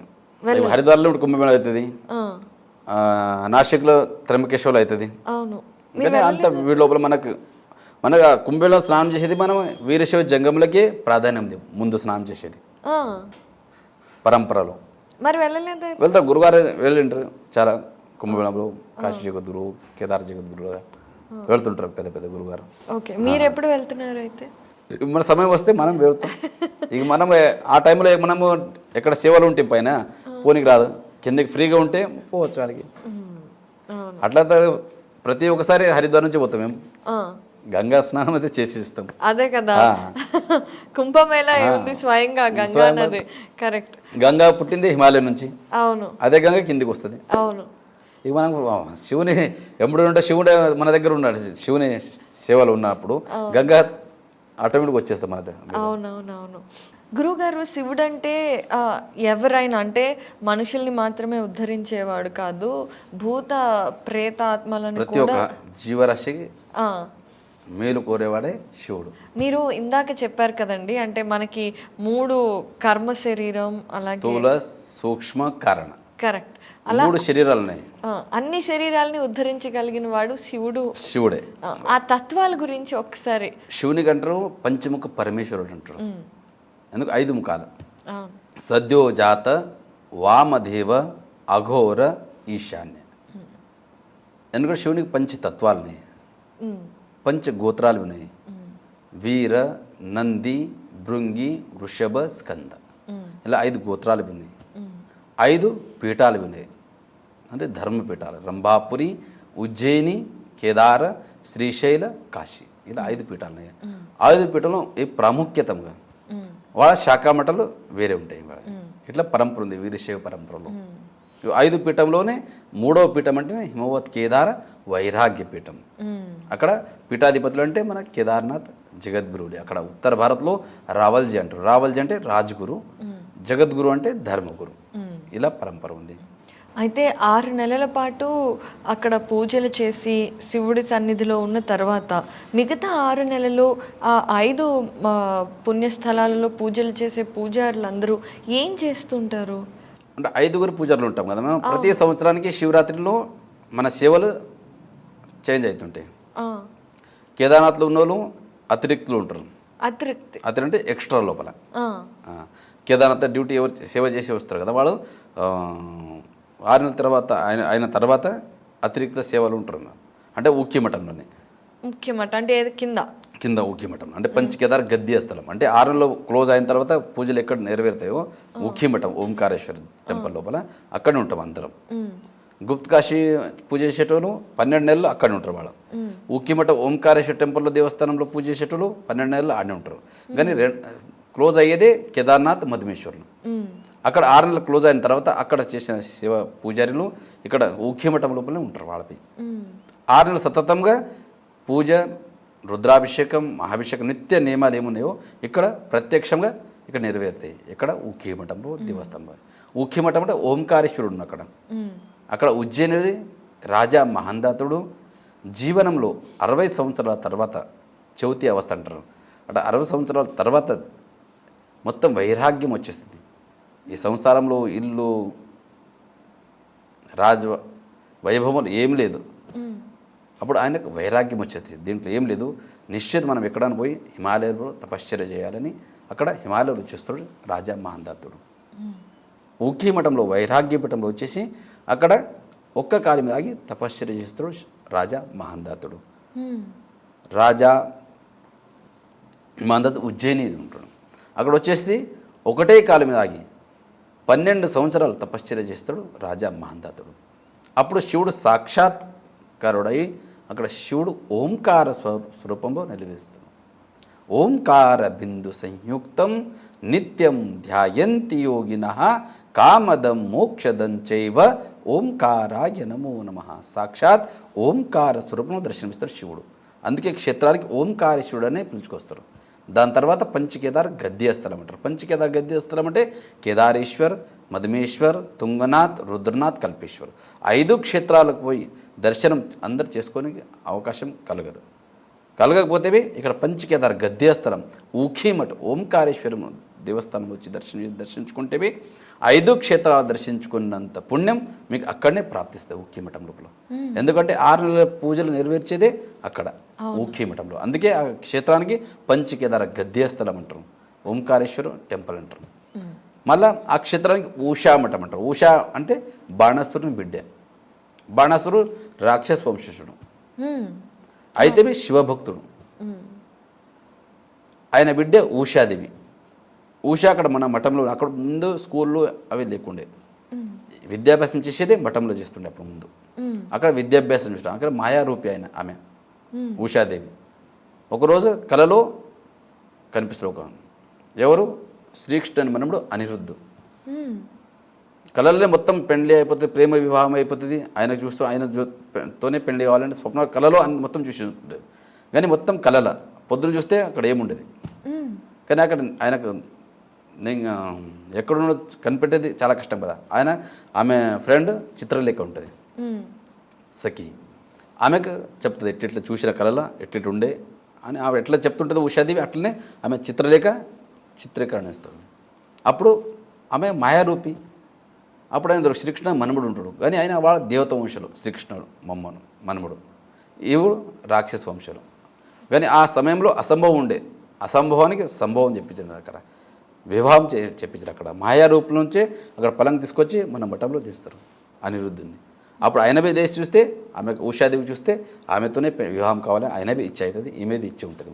అప్పుడు ఆ సమయంలో అక్కడ పీఠాధిపతులు ఆనందలింగ, జ్ఞానలింగ, జగద్దులు ఉంటారు అక్కడ. అప్పుడు వాడు పెళ్లి నెరవేరుస్తారు అక్కడ. అప్పుడు ఇంత పెద్ద పని చేశారంటే గురుదక్షిణ రూపం గురుదక్షిణను ఏం సేవ చేయాలంటే ఆ మఠానికి జీర్ణోద్ధారం చేసేస్తుంది ఉషాదేవి. అప్పుడు ఆ మఠం పేరే ఉషా మఠ, హిమోత్కేదార వైరాగ్యపీఠం ఉంటుంది. ఆ మఠం పేరు ఓంకారేశ్వర మందిరం ఉంటుంది, హిమోత్కేదార వైరాగ్యపీఠం. అప్పుడు ఈ ఉషాదేవి కట్టించినందుకు ఆ మఠం పేరే ఊషామఠం అని పేరు పడుతుంది. తర్వాత అపభ్రంశ శుక్ల యజుర్వేద అక్కడ షకు ఖ అంటారు, ఊఖామఠం అని పేరు వస్తుంది. దాని తర్వాత ఇప్పుడు ఊఖీమఠలాగా ప్రవర్తిస్తుంది. ఇప్పుడు వర్తమానంలో కేదార్పీఠం. అక్కడ 6 నెలలు సతతం 6 నెలల పూజలు అక్కడనే నెరవేరుతుంది ఊఖీమఠం ఓంకారేశ్వర మందిర్ లోపల. అక్కడ క్షేత్రపాల భైరవనాథుడు, వరాహిదేవి, చండికాదేవి, పంచకేదార గద్యస్థలం ఇది అన్నీ దర్శించుకోవచ్చు. అక్కడ వచ్చిన తర్వాత అక్కడ ఎవరికైతే మనశ్శాంతి ఉండదో అక్కడ నిశ్చితంగా అక్కడ వచ్చి మన భావనలతో శ్రద్ధాభక్తితో దర్శించుకుంటారో వాళ్ళ మనస్సు శాంతి దొరుకుతుంది. అక్కడ ఉన్నంత శాంతి ఎక్కడ దొరుకుతుందని మనకు భావన ఓంకారేశ్వర మందిర్ లోపల. అందుకే అక్కడ వచ్చి దర్శించుకుంటేనే పరిపూర్ణ యాత్ర అవుతుంది. అక్కడ రాందే వేరే యాత్ర చేసుకొస్తే పరిపూర్ణ యాత్ర కాదని ఒక నమ్మకం అక్కడ. స్వామి, మీరు ప్రశాంతత అన్నారు. ఇప్పుడున్న కలియుగంలో మనుషులకి దొరకనిది ప్రశాంతత. డబ్బు దొరుకుతోంది, ఆనందం దొరుకుతోంది, అన్నీ దొరుకుతున్నాయి. ప్రశాంతత అనేది మాత్రం లేదు. అలాంటిది శివనామ స్మరణతో, పంచాక్షరి మంత్రంతో ప్రశాంతత, మోక్షం కోరుకునే వాళ్ళు ఎవరైనా సరే కేదార్నాథ్కి ఎలాంటి మనసుతో రావాలి? అసలు కేదార్నాథ్ యాత్ర మొదలు పెట్టినప్పటి నుండి ఎటువంటి నియమాలను పాటించాలో మీ ద్వారా తెలుసుకోవాలని అనుకుంటున్నాను. మన శ్రద్ధ కావాలి. శ్రద్ధ ఉంటేనే అన్ని పనులు అవుతాయి. మన మనసులో ఉండాలి. ఇక్కడ సాక్షాత్ ఇక్కడ శివుడు ఉన్నాడు. మన ఏదో వచ్చి ఇదే గుడి కదా ఇదే అంటే అది భావన రాదు. మన మనసులో మన మనసులో ఉంచుకోవాలి. ఇక్కడ సాక్షాత్ ఇక్కడ శివుడు ఉన్నాడు. అందుకే చెప్తారు 4000 కితాబ్ పడో లేకిన్ 4 బాతోం కో మత్ భూలో. ఈ సృష్టిలో శివుడు ఉన్నాడు. ఒక నమ్మకం ఉంటే అప్పుడు మనం శ్రద్ధాభక్తి వెళ్ళచ్చు. ఇక్కడ ఏం లేదంటే ఎట్లా అవుతుంది? అవును. అది కావాలంటే మనం మనసు నిశ్చిత ఒక జాగాలో ఉండాలి పడుతుంది. మనం ఇక్కడ కూర్చున్నాము కానీ మనసు ఎక్కడెక్కడో ఉరుకుతుంటుంది. అప్పుడు శివుని దర్శనం అయ్యేది చాలా కష్టం. అవును. ప్రత్యక్షంగా కనిపించేదంటే ఇదే లేదు. అంటే ఏదో ఒక శివలింగానికి దర్శించుకోవడం మన భావన కావాలి కదా. అక్కడ మన మనస్సు శరీరం ఒకటే స్థలం నిశ్చిత చేసుకోవాలి పడుతుంది. అప్పుడు మన మనసు ప్రసన్నమవుతుంది. తీసుకుపోతాం. శివుడైతే కనిపించడం మనం ఎన్నో నైవేద్యాలు పండ్లు అన్నీ తీసుకుపోతాం. తీసుకొచ్చి దేవుని ముంగట పెడతాం. దేవుడు తింటాడా? తినడు. అన్నీ మనకేస్తారు. అవును. కానీ మన ఉండే మమకారం తీసేస్తాడు శివుడు. అంటే ఏ వస్తువైనా అడిగితే నాది నాది నాది అంటాం. నాది నాది అనేదంటే ఎక్కడ మనం ఇక్కడ కూర్చొని నాది నాది అనేది పోవాలంటే పోదు. అంటే త్యాగం రాదు మన దగ్గర. వైరాగ్యం వస్తేనే అప్పుడు మనం త్యాగం ఇది మాది ఏం లేదు జీవితంలో అన్నీ ఏది కాదు మాది. ఎందుకంటే అన్నీ ఇడిచిపెట్టు తన మన ధన సబు కుచ్చు హై తేరా తుజ్జుకో అర్పణ క్యాలా ఏమీరా. వచ్చేటప్పుడు ఏమైనా తీసుకొచ్చారా మీరు? లేదుగా. ఏం లేదు. అన్నీ ఇడిచిపెట్టే పోయేది. ఇంత మనం నోటితో అంటాం త్వమేవ మాతా చ పితా త్వమేవ బంధుశ్చ సకలాత్మేవ త్వమేవ విద్యం దృఢంతమేవ త్వమేవ సర్వం మమ దేవదివ. సర్వస్వ దేవాదిదేవ్ మహాదేవుడే అని చెప్తాం. తన మన ధన అన్నీ నీ అని చెప్తాం. అందుకు గాలిబే అయినది ఫ్రీగా ఇస్తాడు. గాలికి డబ్బులు తీసుకుంటాడు శివుడు. లేదు. ఎంత శుద్ధమైన గాలి ఇస్తాడు. నీళ్ళు ఇచ్చిండు, ఆకాశం, అగ్ని. ఎప్పటిదాకా 5 తత్వాలు మన శరీరంలో ఉన్నాయో అప్పటిదాకా ఈ శరీరానికి ఏమంటారు? శివం అంటారు. ఈ శరీరానికి శివ అంటారు. అవును. ఎందుకంటే అందరూ అంతరాత్మ హృదయంలో శివుడు నిలిచింటాడు. కరెక్ట్. ఆ శివుడే పోయిన తర్వాత ఈ శరీరానికి ఏమంటారు మీకు తెలుసు? శవం అంటారు. ఒక క్షణం లోపలే అంటారు. అవును. ఎందుకంటారు? ఆ శివుడు మనతో నిలిచి ఉన్నాడనే మన శరీరానికి శివమై అంటారు. She plus Shiva. శివుడు అంటే కళ్యాణకారుడు. ఎవడికి ఇది కావాలని కోరుకోడు ఆయన. సర్వే జన సుఖం అందరు సుఖంగా ఉండాలని కోరుకుంటాడు శివుడు. ఎందుకంటే భోలేనాథ్ అంటారు. భోలా భీ హే బాలా భీ హే. సమయం వచ్చిన తర్వాత ఎంత చిన్న అందుకే చెప్తారు కదా భక్త మమాదవ్ శిష్ట.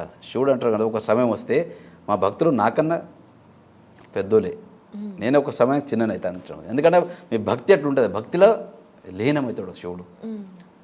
అలా అనిపిస్తే శివుడు చిన్నగా అయిపోతాడు మనం కూడా.